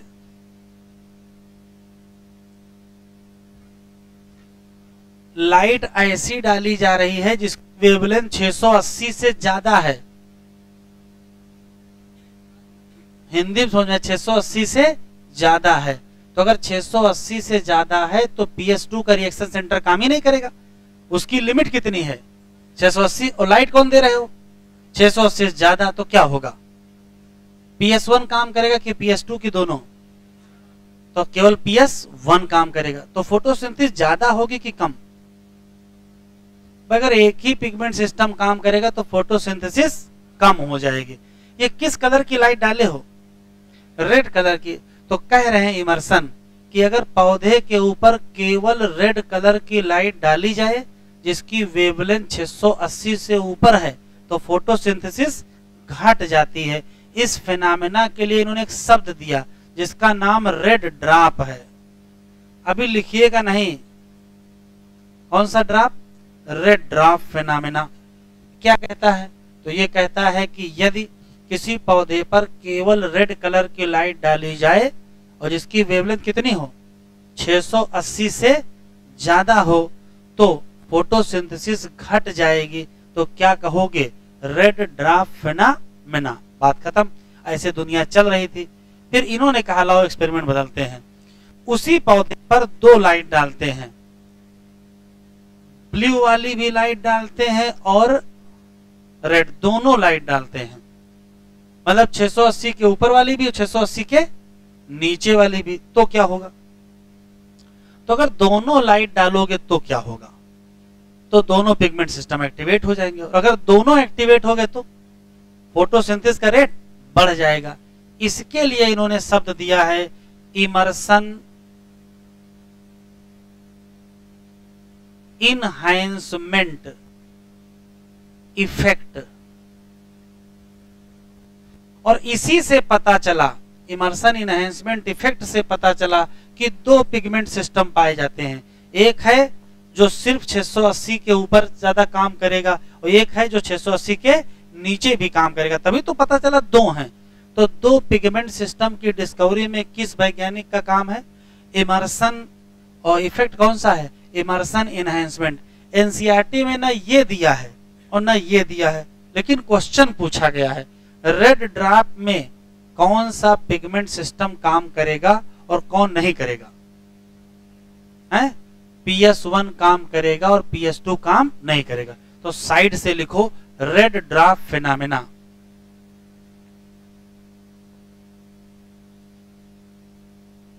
Red drop phenomena.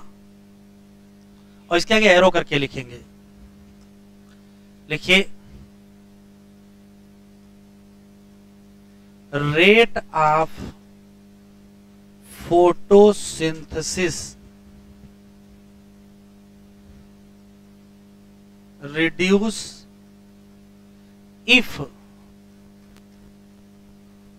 plant exposed by only red light of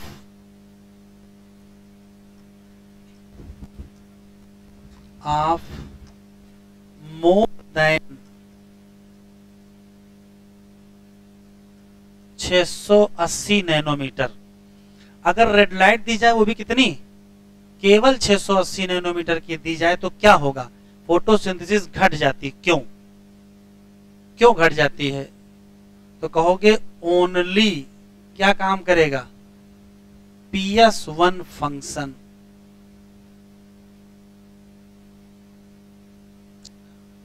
तो सिर्फ लाल कलर की लाइट डाली गई, उसकी वेवलेंथ कितनी रखी गई? 680 के ऊपर। तो फोटोसिंथेसिस घट गई। क्यों घट गई? क्योंकि केवल PS1 काम कर रहा है। बीमारी समस्या का नाम क्या कहा गया? Red drop effect. क्लियर है यहां तक? अगला लिखो, अगला लिखो Emerson enhancement effect. Emerson enhancement effect.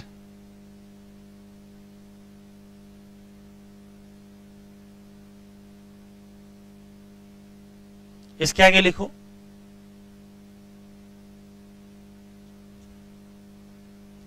इसके आगे लिखें रेट ऑफ फोटोसिंथेसिस इनहैंस कब? If plant exposed by both red and क्या blue light together। अगर एक साथ डालें, रेड के साथ क्या मिला लें? ब्लू भी मिला लें, तो फोटोसिंथेसिस का रेट बढ़ जाता है। इसी नाते नाम इमर्सन एनहांसमेंट इफेक्ट। क्यों बढ़ गया? कहोगे बोथ PS1 एंड क्या PS2 फंक्शन, और इसी से डिस्कवर हुए दो फोटो सिस्टम। ये एनसीईआरटी में दिया नहीं लेकिन काम का है।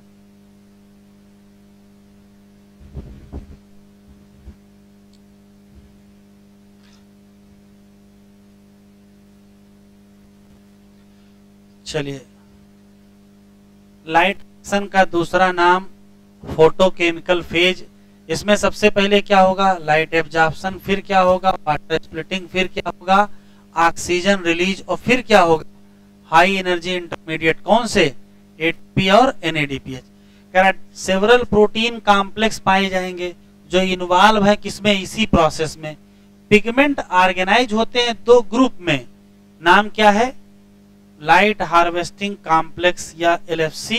एक का नाम PS1, एक का नाम PS2। इनका जो नाम है वो कहां से आया? Sequence of their discovery. कहां से नहीं आया? Sequence of their function. क्योंकि काम कौन पहले करेगा? PS2। ये कैसे पता चलेगा? अभी आगे बताएंगे। लाइट हार्वेस्टिंग कॉम्प्लेक्स बना किसका होता है? सैकड़ों पिगमेंट, और साथ में क्या रहती है? प्रोटीन। किसी भी लाइट हार्वेस्टिंग पिगमेंट में, सॉरी कॉम्प्लेक्स फोटो सिस्टम में सारे पिगमेंट, ऑल द पिगमेंट क्या बना लेते हैं?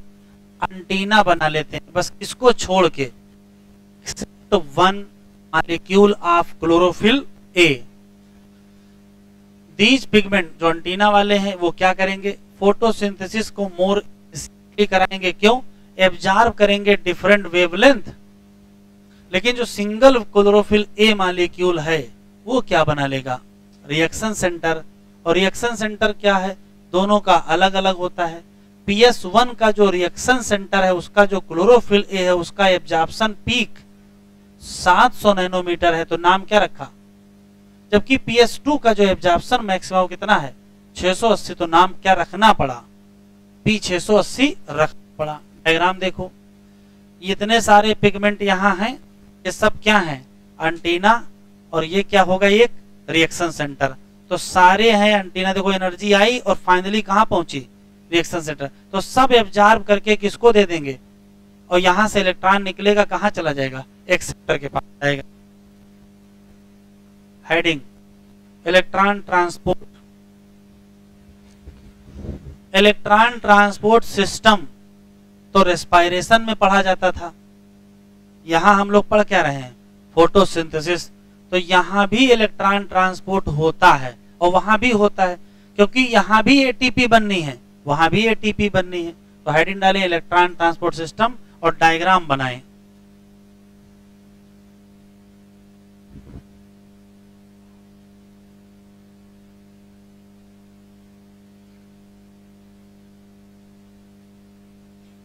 लाइट रिएक्शन के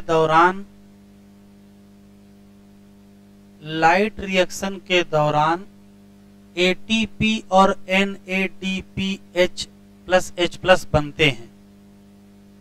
इनके बनने के पीछे की जो कहानी है कि लाइट रिएक्शन के दौरान जो मेम्ब्रेन सिस्टम है जिसमें ग्रेना लैमेली और स्ट्रोमा लैमेली है, तो से मान लेते हैं कि ये कोई थाइलेक्वाइड है, तो थाइलेक्वाइड की मेम्ब्रेन है, तो इस मेम्ब्रेन पर इलेक्ट्रॉन फ्लो करेगा।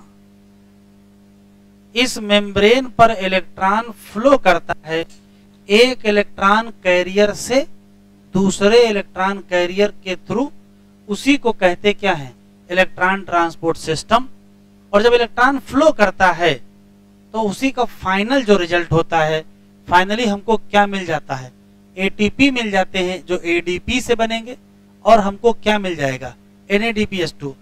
कैसे बन जाएगा वो यहाँ नहीं बताया है, लेकिन जब इलेक्ट्रॉन का फ्लो होगा, इलेक्ट्रॉन का ट्रांसपोर्ट होगा, तो कुछ और भी होता होगा, और अंततः हमको क्या मिल जाएंगे? ATP और NADH2 मिल जाएंगे। तो होता क्या, जरा देखिए। जैसे मान लेते हैं कि लाइट वेवलेंथ 680 नैनोमीटर है, तो 680 नैनोमीटर है तो PS2 पहले एक्टिवेट हो जाएगा। चूंकि PS1 कह रहा है कि हमको 700 दोगे तो हम एक्टिवेट होंगे।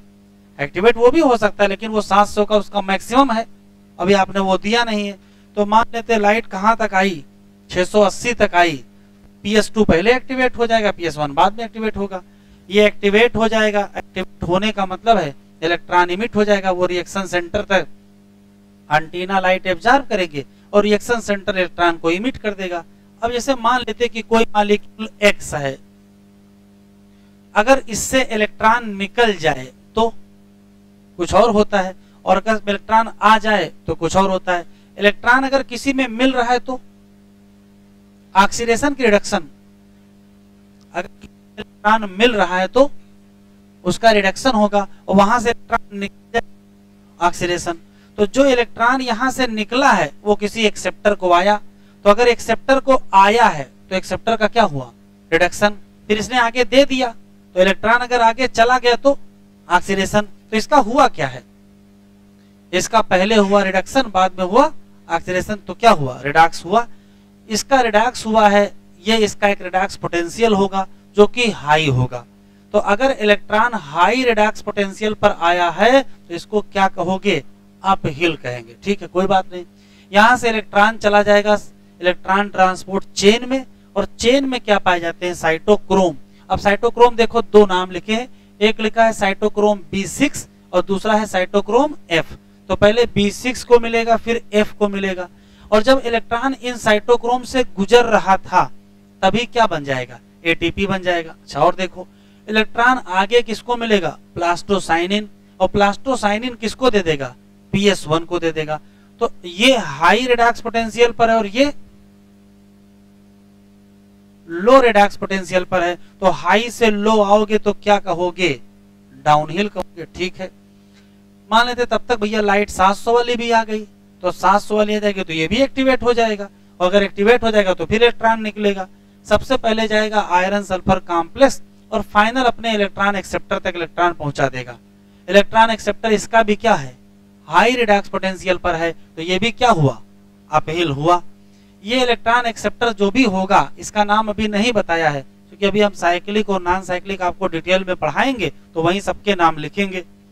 ये इलेक्ट्रॉन एक्सेप्टर इलेक्ट्रॉन को दे देगा, किसको? NADP+। अब NADP+ को इलेक्ट्रॉन जैसे दोगे ये क्या कर जाएगा? रिड्यूस करेगा। किसी को इलेक्ट्रॉन दोगे तो वो रिड्यूस करेगा। ये रिड्यूस कर जाएगा किसमें?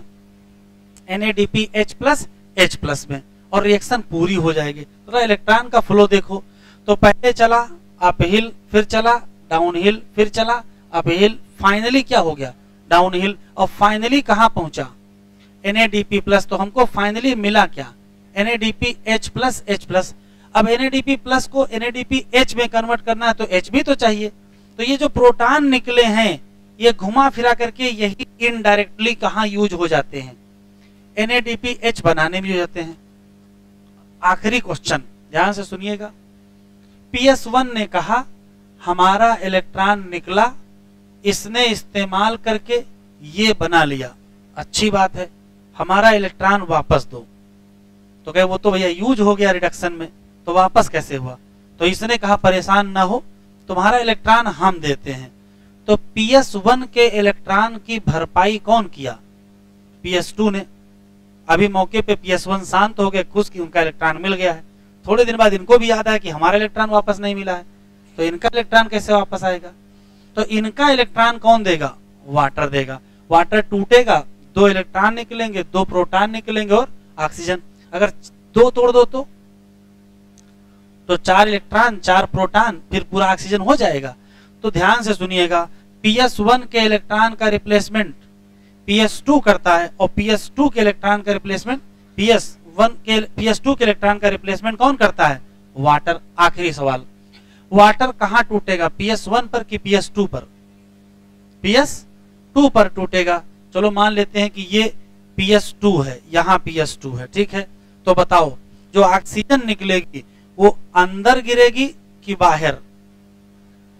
अंदर कहां का? देखो ये है थाइलेक्वाइड,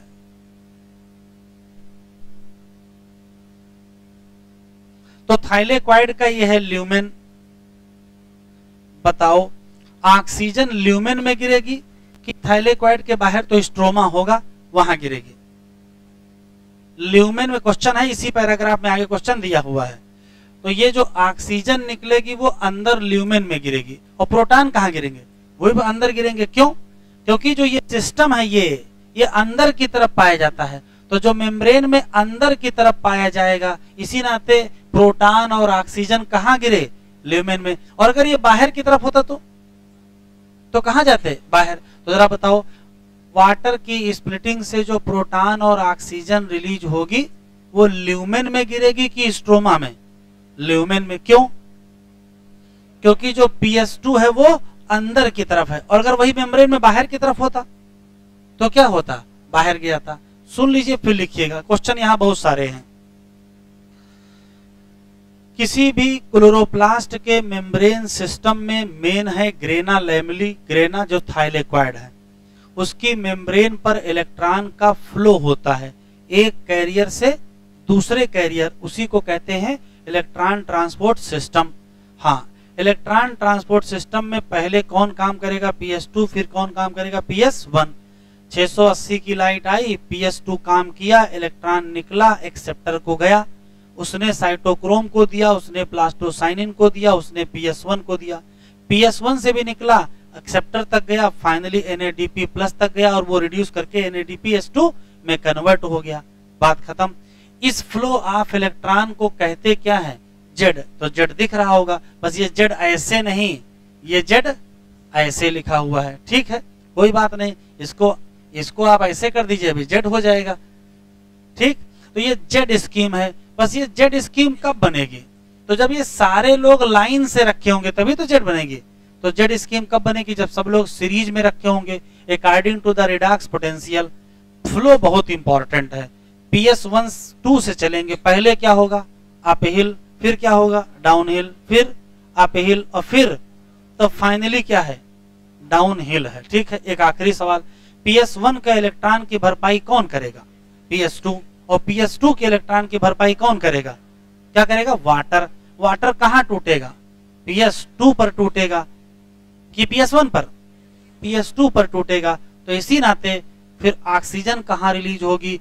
वाटर, वो प्रोटॉन कहां रिलीज होंगे? तो कहोगे PS2 चूंकि अंदर की तरफ है तो कहां गिरेंगे? ल्यूमेन। ये पढ़ा लीजिए, 3-4 लाइनें लिख लीजिए।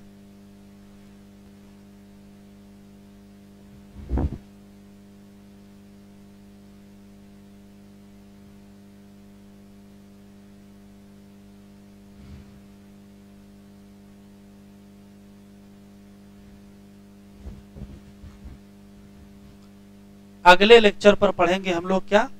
फोटोफॉस्फोराइलेशन, साइक्लिक और नॉन साइक्लिक। इसको बस लिख लीजिए, लिखें?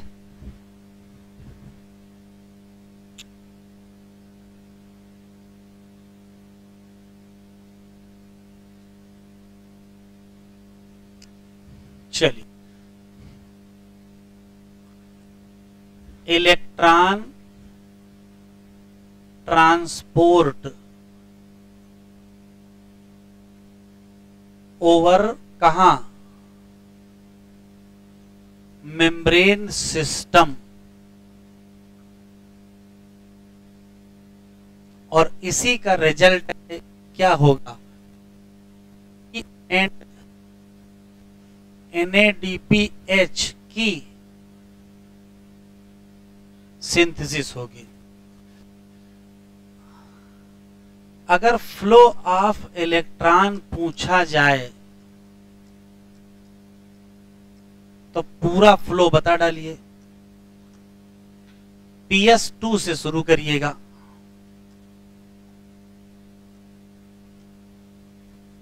PS2 से कहां जाएगा, से जाएगा इलेक्ट्रॉन एक्सेप्टर, से कहां जाएगा साइटोक्रोम B6, से कहां जाएगा साइटोक्रोम F, से कहां जाएगा प्लास्टोसाइनिन, से PS1, से आयरन सल्फर, से इलेक्ट्रॉन एक्सेप्टर, से NADP+। ये फ्लो है। फिर से फ्लो ऑफ इलेक्ट्रॉन बता दो। पहले होगा अपहिल, फिर डाउनहिल, फिर अपहिल, फिर डाउनहिल। तो फाइनली डाउनहिल है। फ्लो ऑफ इलेक्ट्रॉन को कहते हैं Z scheme. Flow of electron क्या कहते हैं, जेड स्कीम। और ये तभी संभव है जब when all electron carry place in series according to redox potential। किसका हाई रिडॉक्स पोटेंशियल, किसका लो, तो PS2 का लो है, एक्सेप्टर का हाई है। साइटोक्रोम B6 का भी लो है, F का भी लो है, प्लास्टोसाइनिन का भी लो है, और उससे लो PS1 का है। फिर उससे हाई आयरन सल्फर, उससे हाई एक्सेप्टर, फिर उससे लो किसका, NADP+ का।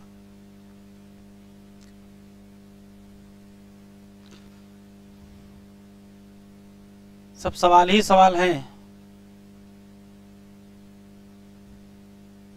Electron of PS1 replace by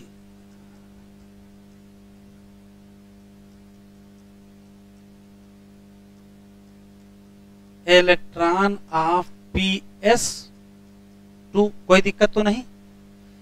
फिर पूछेगा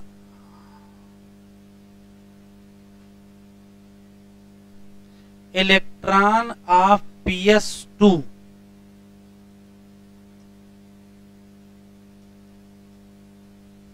रिप्लेस बाय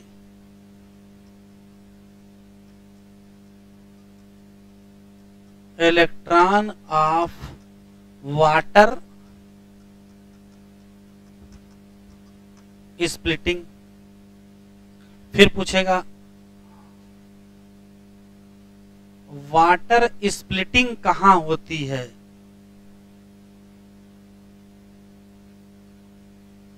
तो कहोगे एट PS2 होती है। वाटर स्प्लिटिंग से क्या रिलीज होते हैं, तो रिलीज होते हैं electron,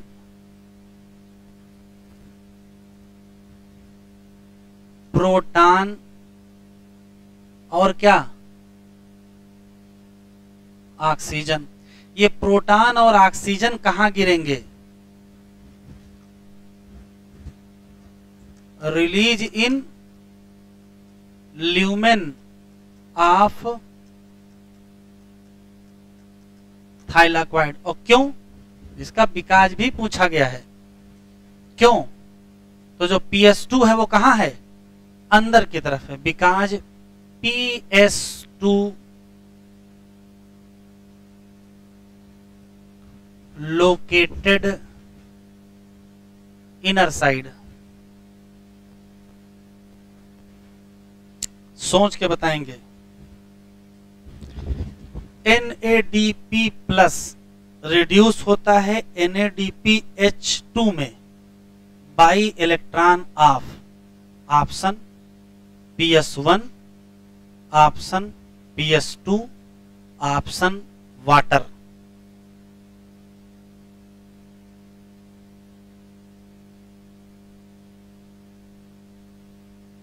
NADP plus reduce into NADPH by using electron of PS1, PS2, water।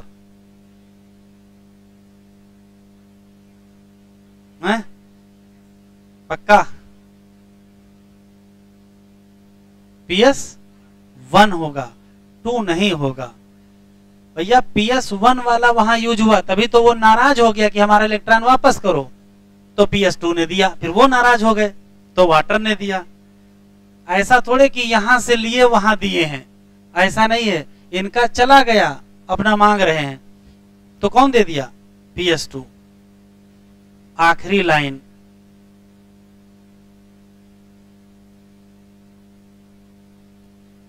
NADP plus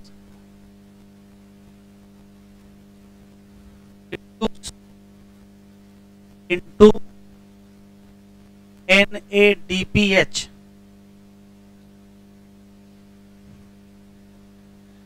by using electron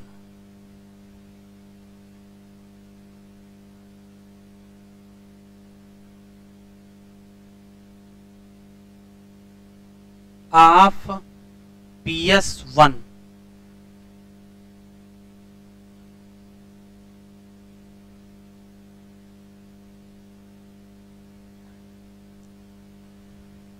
सारे पॉइंट बिल्कुल स्पष्ट लिखा दिए हैं।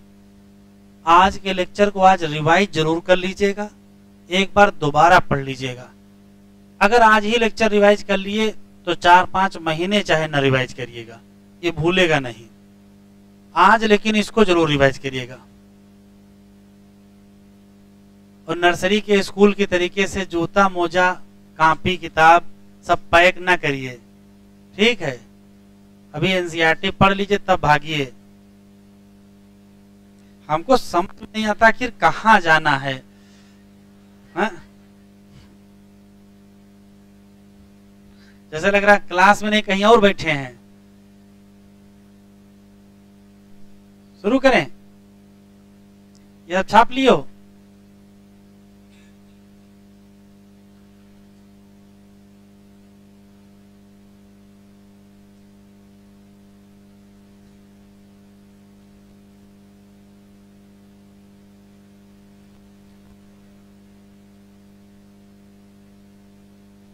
देखो PS2 का रिएक्शन सेंटर का क्लोरोफिल A क्या एब्जॉर्ब करेगा? 680। और 680 भी किस में आएगी? रेड ही में आएगी। भाई रेड तो 600 से 700 तक है ना। काजिंग इलेक्ट्रॉन एक्साइटेड और जंप कर जाएगा कहां? दूसरे ऑर्बिट में। दीज इलेक्ट्रॉन, इनको कौन पिक कर लेगा? तो कहोगे इलेक्ट्रॉन एक्सेप्टर। और जो कहां दे देगा? इलेक्ट्रॉन ट्रांसपोर्ट सिस्टम को दे देगा। और इलेक्ट्रॉन ट्रांसपोर्ट सिस्टम किसका बना होगा? साइटोक्रोम। यहां 2 साइटोक्रोम है, साइटोक्रोम B6 और cytochrome F। Moment of electron कैसा है? डाउनहिल। ये दिस बताओ बस क्या है?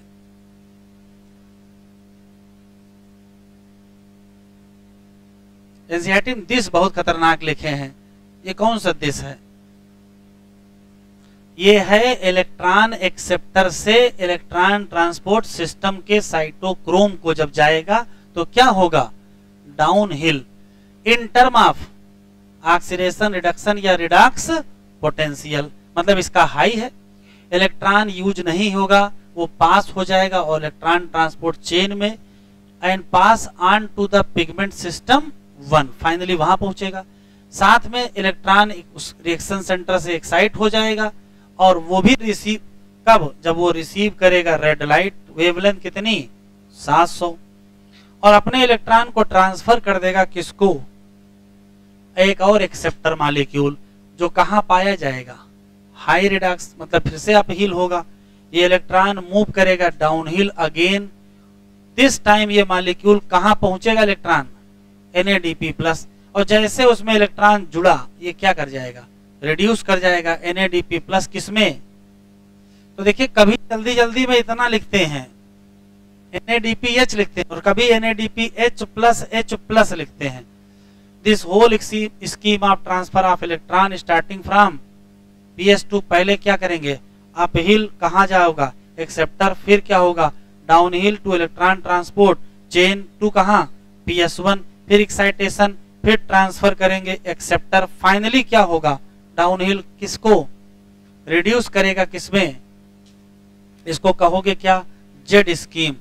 ये तभी कैरेक्टरिस्टिक शेप है और ये तभी संभव है जब सभी लोग ऑल कैरियर प्लेस इन एक लाइन में खड़े कर दिए जाएं, किसके हिसाब से रिडक्स पोटेंशियल, ये भी हो है। How does PS2 supply electron continuously, तो कंटिन्यूअसली कैसे सप्लाई करेगा, तो लिखा electron that were move from PS2 must be replace, PS2 वाले को कौन काम करेगा, लिखा electron available due to splitting of water. अब जब टूटेगा कहाँ PS2 पर, तो वाटर जब टूट जाएगा तो 2 प्रोटॉन निकलेंगे, ऑक्सीजन निकलेगा और क्या इलेक्ट्रॉन, और ऑक्सीजन तो एक प्रोडक्ट ही है किसका फोटोसिंथेसिस का। Electron needed to replace those remove from PS1, ये कहां से आएगा, तो PS1 वाले के लिए PS2 से आएगा। कह रहा ये ध्यान रखिए, it need to emphasise here that अगर वाटर स्प्लिटिंग होगी तो कहां होगी PS2, जो कि फिजिकली कहां लोकेटेड है इनर साइड पर लोकेटेड है। तो क्वेश्चन है, ये क्वेश्चन लिखा, ये आया हुआ सवाल है पिछले साल, इस क्वेश्चन का जवाब पूछ लिया है, वेयर कहां प्रोटॉन और ऑक्सीजन रिलीज होंगे, ऑप्शन ल्यूमेन में कि बाहर की तरफ, तो ल्यूमेन में। तो ये तो हो गया एसर्शन रीजन है, तो रीजन ऊपर लिखा है, ये फिजिकली कहां लोकेटेड है इनर साइड। बस आज इतना ही, कल टेस्ट है